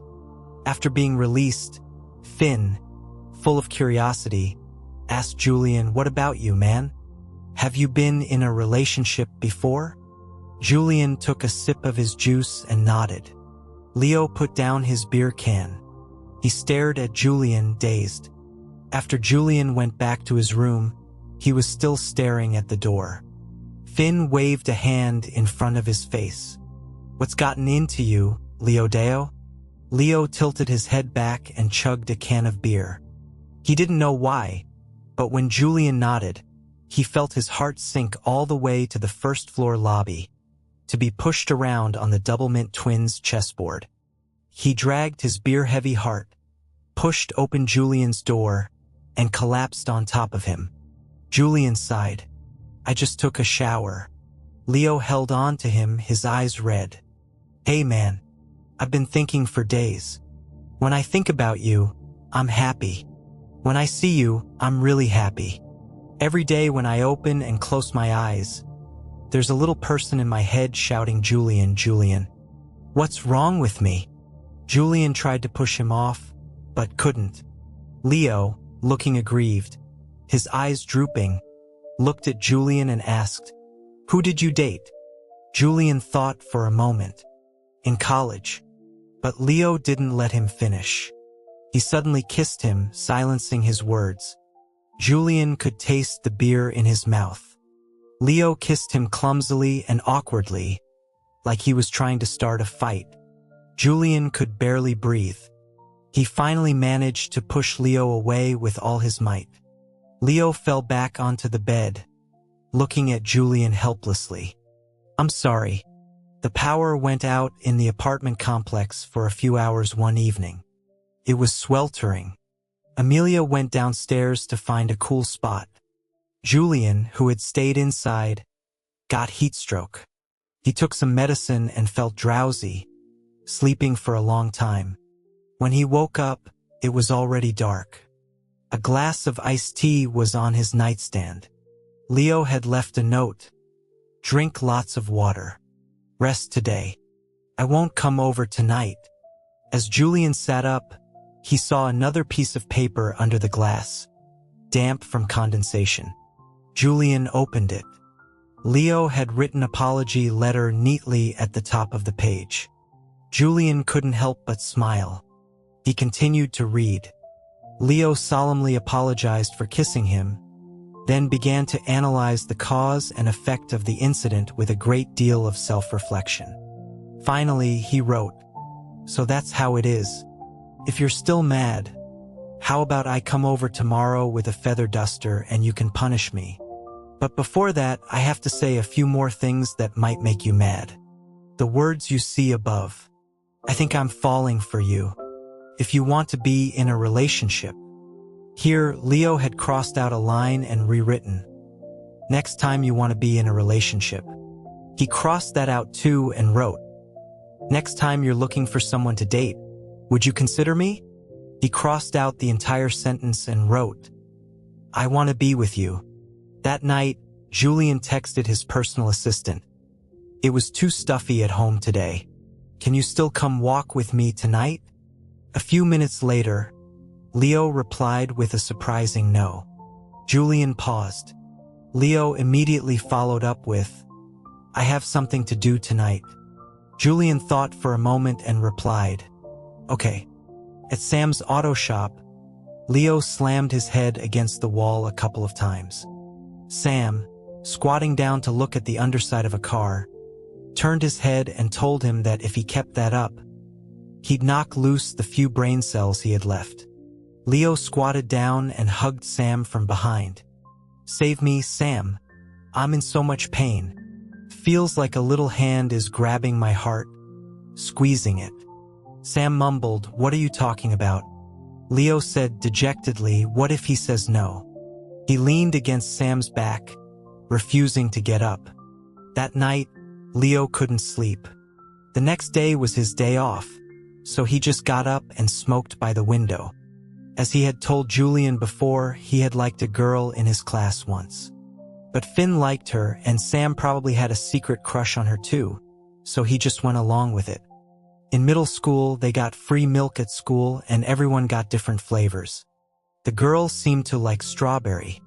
So Leo saved up a bunch of strawberry milk cartons, put them in a little basket, and went to confess his feelings to her. The girl said she didn't like strawberry milk, and she didn't like him either.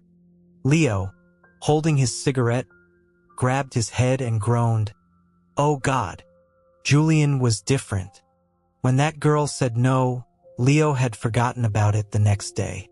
But now, if Julian said no, Leo felt like he would have to cry to Finn and Sam for 2 or 3 months. Now, when he closed his eyes, all he saw was Julian's face. He squatted down, leaning against the wall. On his nightstand was the card Julian had written for him. Leo stared at the lines of poetry for a while, then took a drag from his cigarette. The next day, Julian waited downstairs for a while, but Leo didn't show up. He called him. Leo answered, his voice weak. I'll be right there. Julian, wearing a gray t-shirt and shorts, was leaning against the building entrance. Leo saw him from a distance. When the car stopped, Julian got in. He asked Leo, how about we go for a walk today? Leo, not looking at him, stared at the path ahead and shook his head. Julian shrugged. Then let's just drive. Leo didn't start the car. Julian patted his cheek. What's wrong with you today? Leo turned his head. No matter what, you'll let me keep practicing with you until Amelia's birthday in November, right? Julian nodded. Leo sighed in relief. He was about to start the car when Julian said from the side, was that note you wrote yesterday a confession? Leo slammed on the brakes. Julian lurched forward. Leo steadied him. Sorry. The dancing girl started spinning wildly between them. Julian took Leo's hand, pulled him closer, and wrapped an arm around his neck. When you kiss me, don't just bump around in my mouth. Be gentle, and remember to breathe through your nose. He leaned in, his tongue tracing Leo's nose, lips, teeth, and then intertwining with Leo's. The car wasn't running, so the air conditioning wasn't on. It was stuffy inside. A drop of sweat fell from his forehead onto the back of his hand. Leo opened his eyes for a second. Julian pulled away. Leo held him, not letting go, kissing his eyelids and cheeks. He finally stopped, reluctantly, and asked, so what does this mean? Julian sighed. Did you think I was going to reject you? Leo nodded. Julian laughed helplessly. I thought we were flirting for the past few weeks. Turns out one of us was completely oblivious. He didn't even notice I was interested too. Leo, wiping the sweat from Julian's forehead with a tissue, asked blankly, "We were flirting?" Julian said, "I even copied a love poem for you, you idiot." Leo, finally catching on, started to beam. Julian unbuckled his seatbelt. "I don't date idiots. I'm going upstairs." Leo quickly locked the car, pulled Julian into his arms and said, "You're not going anywhere." The dancing girl spun around and bumped Leo on the head. He cursed, then immediately smiled and kissed Julian on the cheek. Julian said, "Have you thought about this? I can't go on dates with you. I don't have a job, and I'm not very stable right now." Leo cut him off. "We can have dates at home. If not at Amelia's, we can go to my place. Just being able to see you after work makes me so happy." Julian was silent for a long time. Leo said, "Say something, man. I'm starting to feel that little hand grabbing my heart again. A couple more grabs and I'm going to have a heart attack. I'm serious." Julian, his voice choked with emotion, laughed and cursed him for being dramatic. He let out a soft sigh, lowered his head, and wiped away the tears that were about to spill from his eyes. He later said, "What I wanted to say was, seeing you every day, it makes me really happy. Leo, even though I'm not okay right now, even though I'm a mess, I really want to be with you." That day, after driving back to his own place, Leo immediately called Julian. Julian picked up. Leo, lying on his bed with his legs kicking in the air, giggled. "Today is our first day. If it weren't so late, I'd go downstairs and bang a gong to announce it to the world." Julian, leaning against his headboard, laughed too. Leo just kept giggling on the other end of the line until Julian said he had to hang up and go to sleep. Leo did a sit-up. "Oh, you're gonna sleep already? How about I drive back over and you can let me in?" Julian said from the other end of the line, "Go take a cold shower and clear your head. You have to work in a few hours." Leo grumbled an okay and then actually went and took a cold shower. The next day, Leo bought a few of Julian's favorite dishes and whistled his way up to the 5th floor. He didn't help Amelia set the table as usual. After putting down the food containers, he went straight into Julian's room. Amelia turned to say something to him, but only saw the plastic containers on the dining table. Leo sat on the edge of the bed, pulled Julian into a hug, and asked happily, "Did you miss me?" Julian could barely breathe. Leo suddenly let go, took out his phone, and showed it to Julian. He had changed Julian's contact name to mine, followed by a heart emoji. He asked Julian what he thought. Julian nodded and said, "It's a little cheesy." Leo exclaimed, "What do you mean, cheesy? This is my love. You're my love. You know that?" Julian laughed. "I'm getting goosebumps." That evening at dinner, it was the usual routine of Amelia and Leo chatting. In the middle of the meal, Amelia got up to get a spoon from the kitchen. Leo suddenly turned and planted a kiss on Julian's cheek. When Amelia came back, Julian was staring at Leo, who was bouncing his leg and smiling as he put a piece of shrimp in Julian's bowl. The night Leo went back to his hometown for Sam's wedding, Julian sat on his bed, staring at his phone screen. Leo had called to tell him he was staying in town for the night and couldn't come over. After the call, he sent a text saying the same thing, ending with a string of kissing emojis. Julian was getting a little spoiled. Felt strange not to see Leo at night. The relationship he had in college was with a classmate. Their dates were spent studying in the library. They were more like study buddies than lovers.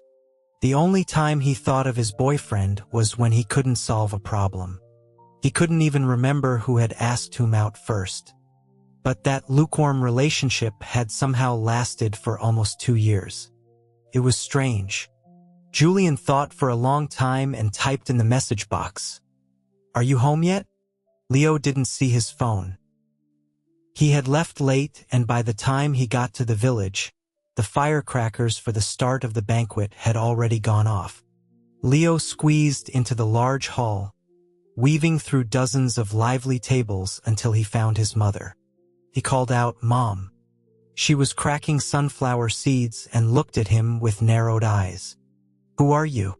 My son has been missing for months. Now someone just shows up and calls me mom?" The whole table laughed. Leo squeezed in next to her and took her hand. "I've been busy." His mother said, "I know. If you didn't drive that bus, the city's public transportation system would collapse." Leo pointed to his father, who was playing cards nearby. "Dad, can't you control your wife? She's being sarcastic as soon as I get here." His father mumbled something and continued to stare at his cards. The hall was decorated with double happiness signs. The food was the standard fare for a rural banquet. Sam's wedding was very simple. The bride was from the same village, so their houses were so close they didn't even need a car. They had skipped all the unnecessary steps. When Sam and his bride came to toast their table, Finn followed behind, pouring wine and holding the glasses. After the banquet, Sam, with his suit jacket slung over his shoulder, handed Leo and Finn a cigarette. The three of them leaned against the wall behind the hall, silently looking at the firecracker debris on the ground. Sam suddenly said, "Time flies, doesn't it?" Finn said, "It feels like just yesterday we were catching fish in the creek, and now Sam's married." Sam patted Leo on the back. "You guys know I'm not good with words, but all these years, I've always wanted to thank you too. Without you two idiots, I probably wouldn't have grown up so mentally healthy." Finn turned to Leo. "Is he being sincere or sarcastic?" Leo said, "That thank you speech sounds more like an insult." The three of them looked at each other and laughed. After a while, Leo put out his cigarette, stood in front of Sam and Finn, cleared his throat and said, "On this happy occasion of Sam's wedding, I have some good news of my own to share with you guys." Finn gestured for him to continue. Leo said, "I'm in a relationship." His face flushed. As Finn and Sam were about to applaud, Leo continued, "I'm with Julian." He rubbed his nose, happy, and did a little hop. Finn and Sam looked at each other, their hands frozen mid-clap. This was a huge shock. The next time Finn and Sam sat at Amelia's dining table, their eyes were still wide as they watched Leo circle Julian like a puppy. After Julian finally finished washing his hands in the bathroom and sat down, Leo followed suit. He was completely smitten and probably couldn't comprehend how a good friend he had known for over 20 years was suddenly dating a man. The news was on the level of a nuclear bomb. Finn, holding his bowl, finally sighed, looked up at Julian, and said, "Life is full of surprises." Julian glanced at him. Later, Amelia went downstairs to chat with friends, leaving the four of them at the table.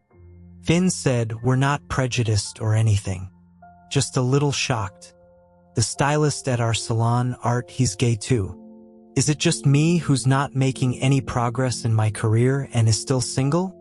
Julian took a sip of water and said slowly, "You've been studying for 2 years and still only know how to wash hair. Maybe it's not your skills, but your environment. You should look into a proper cosmetology school. A year of training should be enough." The three friends looked at each other. They suddenly felt like it was a simple truth they had overlooked. After they left, Leo hugged Julian in his room, rubbing his cheek against Julian's. "My boyfriend's brain is so useful." Julian was looking at a few pages of paper. Sam had given him a short story he had written to read. Sam, who looked like a big, tough guy, was writing a fairy tale. The story was quite interesting. Leo rested his head on Julian's shoulder and read along. A long, long time ago, there was a little boy who slowly turned into a tree. At first, his arms became branches, then flowers grew on his ears. His parents thought he was a monster and abandoned him. The little boy continued to grow, his body sprouting and budding. Everyone called him the Tree Man Monster. One day, on his way to school, he met two other little boys who had also grown branches and flower buds. That was probably the happiest day of his life, because he knew he wasn't the only monster. There was a type of person in the world who was born to be a tree person. Many years later, the little boy had completely turned into a large, evergreen tree, standing forever on a beautiful hill. The other two boys, their branches and flowers were just things they had made and put on themselves. But every year they would go to see the big tree and sit under it, talking for a long time. Sam's father had passed away when he was young, and his mother had left their village before he finished preschool and never came back. Starting in middle school, he never paid for the school milk program. During the milk break, he would hide under the ping pong table in the playground. Leo and Finn would run around shouting his name until they found him, and they would squeeze under the table with him. Sam knew they both got milk, but they never drank it in front of him. That day, when he left Amelia's house, Sam gave his story to Julian. He whispered, "Hey man, I think we're both really lucky." Leo held Julian's hand as they walked, venturing further and further from Maple Street. One day, Julian told Leo that he had a cousin, Joanna, who was an author for a children's magazine. He thought she could help Sam submit his story. But after Leo helped Julian contact his cousin, Joanna said, "Have him come meet me in person." Julian was non-committal. Leo held his hand. "Take your time. Sam's not in a hurry. He just writes those stories to pass the time." Those dawn walks increasingly became their dates rather than Julian's rehabilitation. After their dates, Leo would, as usual, walk Julian to the 5th floor. He would wrap his arms around Julian's waist, not letting go, kissing him. Sometimes he would follow him inside. Julian was sometimes worried that he wasn't getting enough sleep and would have an accident at work, so he would let him sleep in his room. But Leo wouldn't sleep properly. He would lie next to Julian, touching and cuddling him. He would leave early in the morning, sometimes running into Amelia on her way out for her morning walk as he left Julian's room. Leo would tiptoe out, and then, after Amelia had gone downstairs, he would rush back up with breakfast, using Julian's key to get in. He would put the breakfast on Julian's nightstand and send a text. "My love, breakfast is on the nightstand. You have to eat it." Julian's first reaction upon seeing the text was always to find it both funny and cute. During his work hours, even during the breaks between routes, Leo rarely texted Julian. He didn't want to be distracted. After his shift, he would go buy new books for Julian. Julian texted him, "Grandma says dinner is almost ready. Are you coming?" Leo replied, "Buying new books for our little smarty pants who loves to read." Julian looked down at his phone screen and smiled. Leo could come up with 800 pet names for him in a day. Julian thought for a moment and replied, "Thanks, Leodeo, baby." Leo saw the text and grinned. That night, as they were walking, Julian said he had decided to meet Joanna. He had to do it sooner or later. Joanna's child was still young, so she couldn't go out to meet him. That meant Julian had to meet her during the day. This was another new challenge for Julian. Leo said he would go with him. If Joanna said anything out of line, he wouldn't be polite. Julian laughed. "My cousin's not like that." They decided to meet at Joanna's apartment.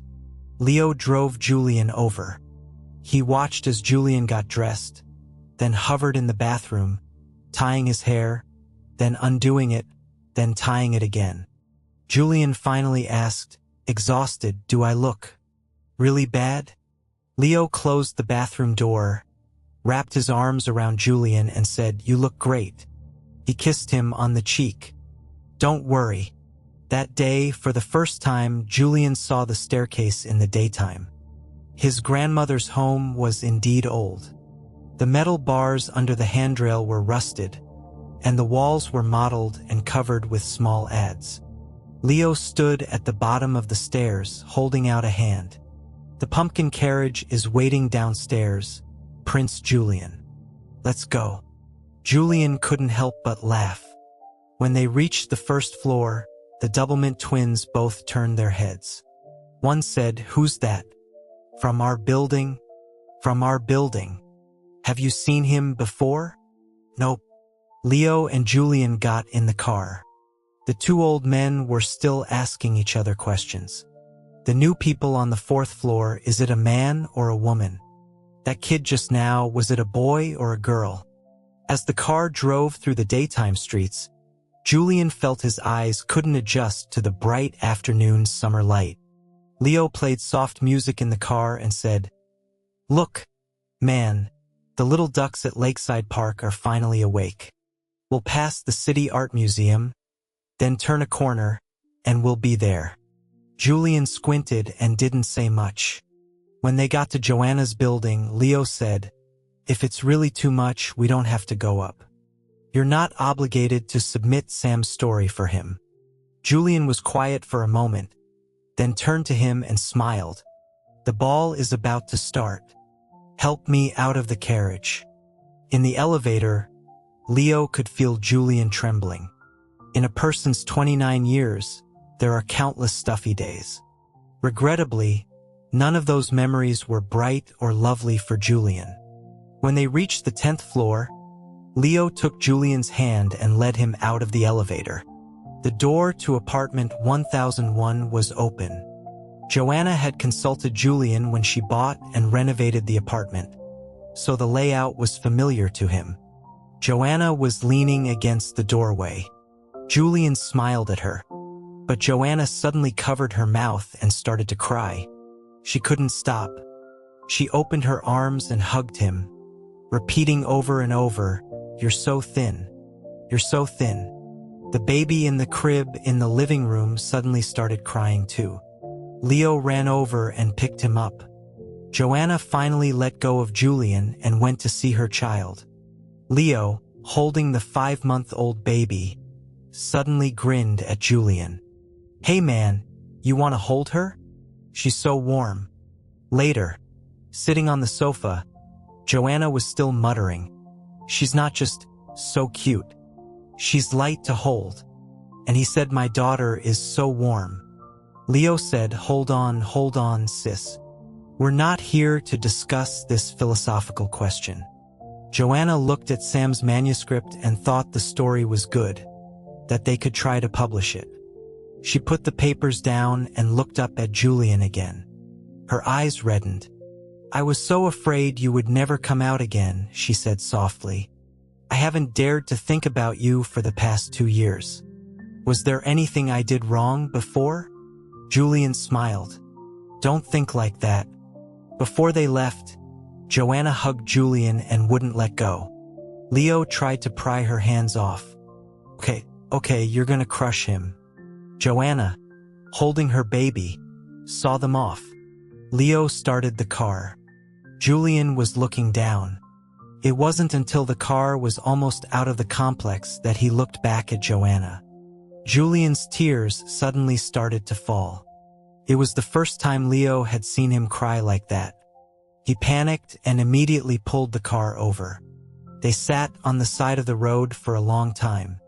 Julian was crying so hard he could barely breathe.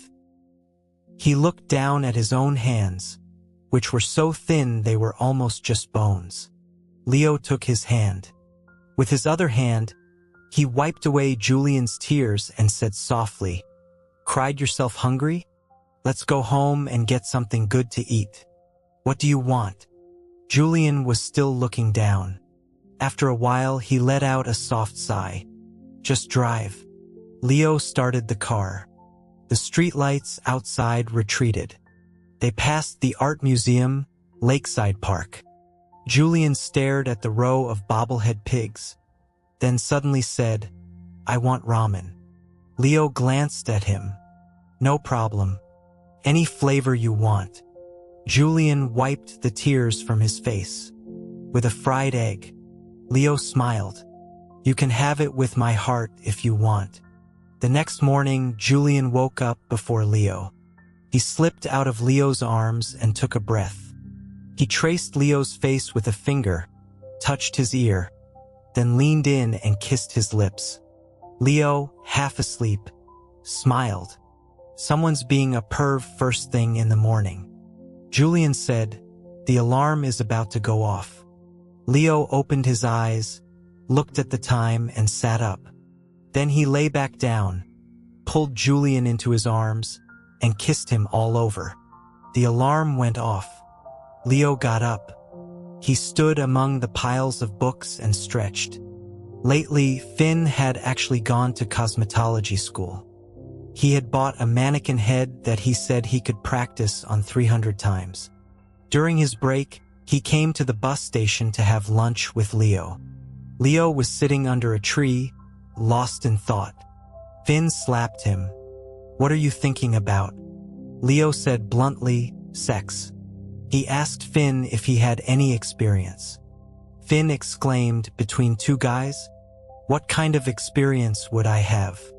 Leo mumbled, "I knew you were useless." After a moment, Finn cleared his throat and asked awkwardly, "So how far have you two gone?" Leo cleared his throat too, blushing. "I'm not telling you." A few nights ago, when Leo stayed over, he and Julian were kissing on the bed. One thing led to another and he wanted more. Julian had laughed. "Getting bold, aren't we?" Since they started dating, Leo had mostly just kissed and hugged him.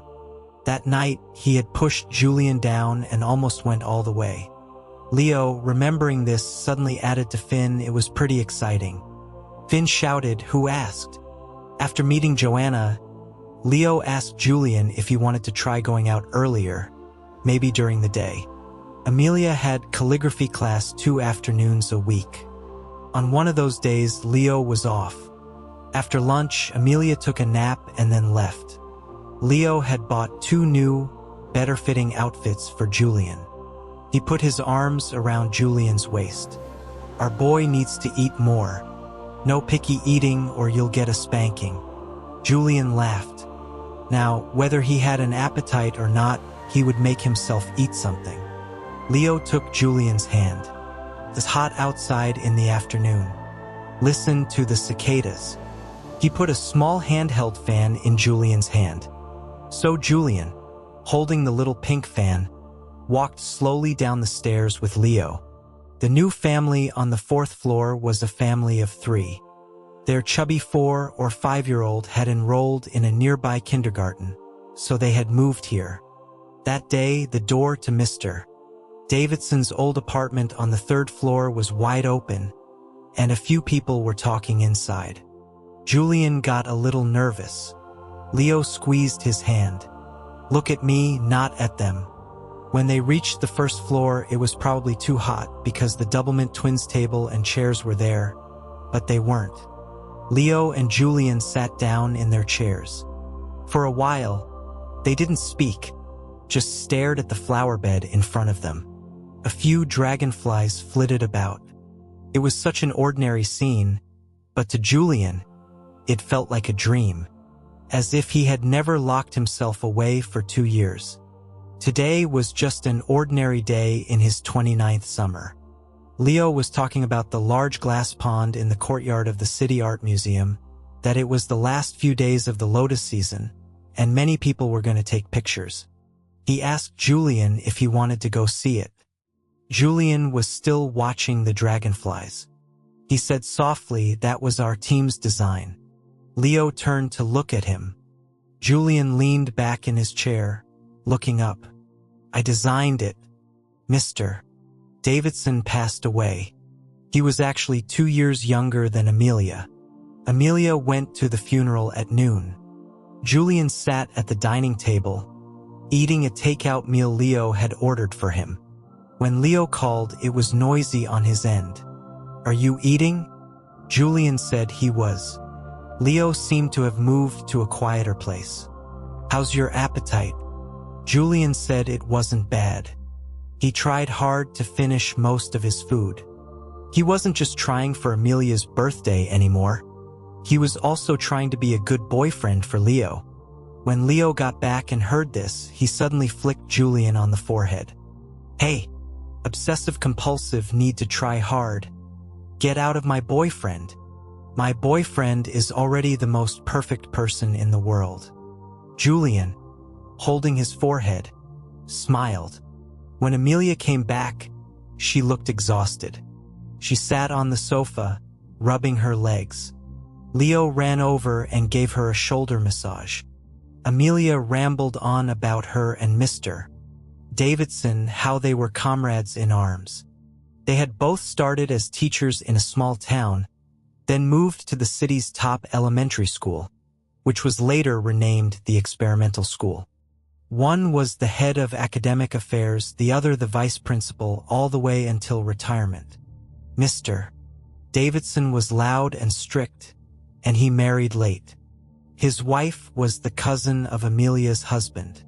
The two men had passed away one after the other. Mr. Davidson had joked with Amelia that they were back to single life. The year Julian had his breakdown, Amelia would go to Mr. Davidson's to cry, then come back and cheerfully cook for Julian. The day Mr. Davidson was diagnosed with Alzheimer's and sent to the nursing home, Amelia stood at the bottom of the stairs and watched the nursing home van take her old friend away. Mr. Davidson, delirious, was crying and reaching out, asking Amelia, "Mom, didn't you say we were having dinner? Where are they taking me? Tell me, Mom, I'm being taken away." Amelia held his hand, her eyes red. Amelia, lost in thought for a moment, suddenly said to Leo, "When you get old, you're like a useless package." Leo said, "Who says?" "Amelia, you're a very useful, amazing woman." Amelia laughed, her hands on her hips. "Of course I am." She turned and saw Julian standing by his bedroom door, watching her. Amelia smiled. "Grandma's okay." She stood up, walked slowly over to Julian, and hugged him. "Grandma's okay." After going downstairs more and more during the day, Julian found that he was experiencing a day for the first time in his life. He had never noticed before that the morning and the evening had different scents. In the morning, when he saw Leo off to work around 6, a few breakfast stalls in the complex were already sending out fragrant steam. Leo put a bill in Julian's hand. "Go try buying breakfast." Julian walked over. As the owner opened a large steamer to get buns, Julian looked down and said nervously, "I'd like a basket of soup dumplings and 2 bags of soy milk." The owner, his face also clouded by steam, quickly packed the food for him, put it in a large plastic bag, then turned to pack something else, saying, "Have a good day," without even looking at Julian. Julian sat in Leo's car, sipping his soy milk. It doesn't seem that hard. It wasn't that hard. It wasn't until about a week later that the owner seemed to see him for the first time and asked, "New here?" Julian smiled. The owner gave him an extra fried dough stick, saying it had just come out of the fryer and was the best. Julian thought that fried dough stick was especially delicious. Leo wiped the corner of his mouth with a napkin and asked him what he wanted for dinner. He would come over after work. Julian thought for a moment. "I'm craving yellow croaker." When Leo got off work that evening, the door to Amelia's apartment was ajar. He pushed it open and saw all 4 of Amelia's children sitting on the sofa, looking at him. Amelia was sitting at the dining table. She gestured to Leo with her chin. "Put the groceries in the kitchen."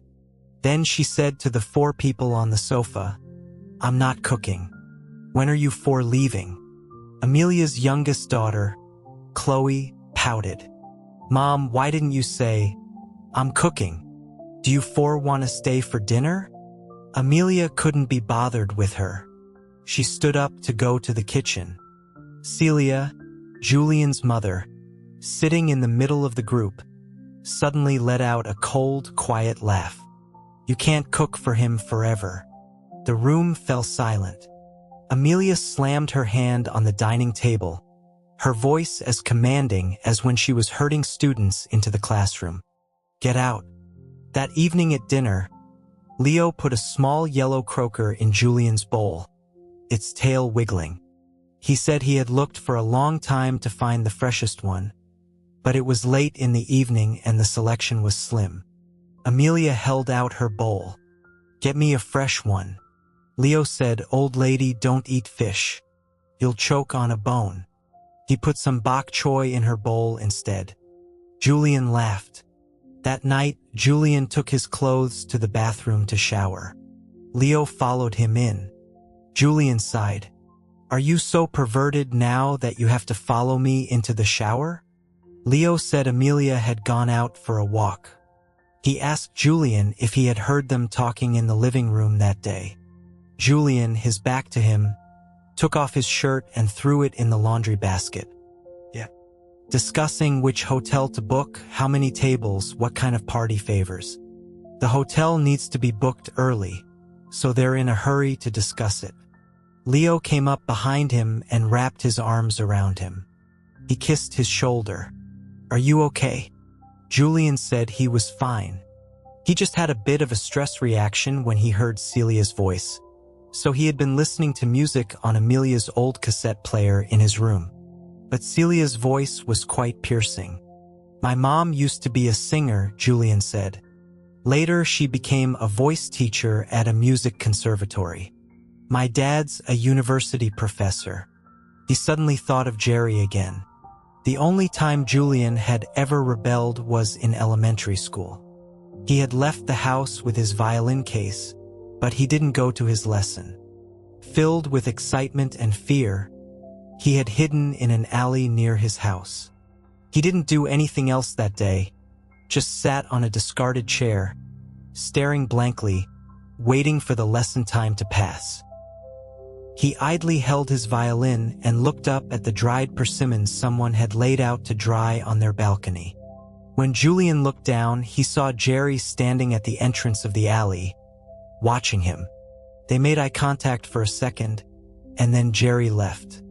Later, Julian found out that he had gone and told Celia that Julian had skipped his lesson. Leo let out a soft "oh," mumbling that he couldn't understand Jerry's mentality. Julian took off his pajama pants, folded them, and put them aside. Because we were never in a normal friendship. Leo asked, so did they hit you? Julian said they would never hit him. They would just, for many years to come, point their fingers at him and repeatedly bring up that one missed lesson as the reason why he never mastered the violin. Julian turned on the shower. The water splashed Leo in the face. He yelped and bit Julian on the arm. You're bullying my boyfriend. Julian laughed. Leo, not caring if his clothes got wet, held Julian and started kissing him. They kissed and touched in the steam. Julian had just closed his eyes, having just finished, when Amelia sneezed outside. The two people in the bathroom froze. Leo whispered, "How did she get back so fast?" Julian immediately gave instructions. "I'll go out first, say I just finished showering. I'll chat with Grandma for a bit. You slip out slowly." Leo whispered, "Yes, sir." During the period when Leo was back on the night shift, he would go straight to the apartment complex after work. Julian would leave the door unlocked for him and wait for him, reading by the bed. Leo would push the door open, make his way with difficulty through the piles of books, and pout. "Kiss for your husband." Julian would say he was getting goosebumps again. Leo would kiss him hard on the mouth and curse him for being allergic to romance. Then he would rummage through Julian's closet for the change of clothes he had left there. Take a sip of Julian's water from the nightstand, tiptoe out to shower, and then roll back into bed, still damp. They would go for a walk during the time Amelia was at her calligraphy class. For a while in early September, it rained continuously. After their walk, they would sit in Leo's car and listen to the rain. Julian said he had never noticed before that the sound of rain on an umbrella and on a car roof was a sweet, comforting sound. That night, Leo's slippers and his were placed side by side. It was still raining outside. Julian said he had read a story in a book about how goldfish, at night when humans are asleep, would put on human slippers and sit in the living room to watch TV. Leo added, "It's watching how the little whale successfully leapt through the dragon's gate." Julian laughed. The next morning, Leo, yawning, came out of Julian's room and ran into Amelia, who was back from her morning walk. Amelia, holding her sweat towel, looked at him suspiciously. "Why do you seem to be at my house all the time lately?" Leo laughed it off. "I go to work every day. I'm on the night shift lately. I'm here during the day, at work at night, and then back here during the day." He shooed her. "Go take a shower, old lady. You're all sweaty. Your home is my home, and you're my second grandma." Leo slipped back into Julian's room, sticking his tongue out. That was close. Amelia stood stunned in the doorway for a moment, then said, "I still feel like something's not right." To prevent Amelia from getting any more suspicious, Leo started staying at his own place more often. One morning, Julian tried to stand outside the apartment by himself without Leo. He encouraged himself to go down and buy breakfast. Julian stood outside the door for a long time, picking at the wall, listening to the world slowly waking up outside the stairwell window. He just stood there for a long time. Suddenly, a child ran up from the 4th floor and stopped on the landing between the 4th and 5th floors. Julian looked at him and he looked at Julian. He was a chubby little boy, holding half a rice ball, with rice stuck to the corner of his mouth.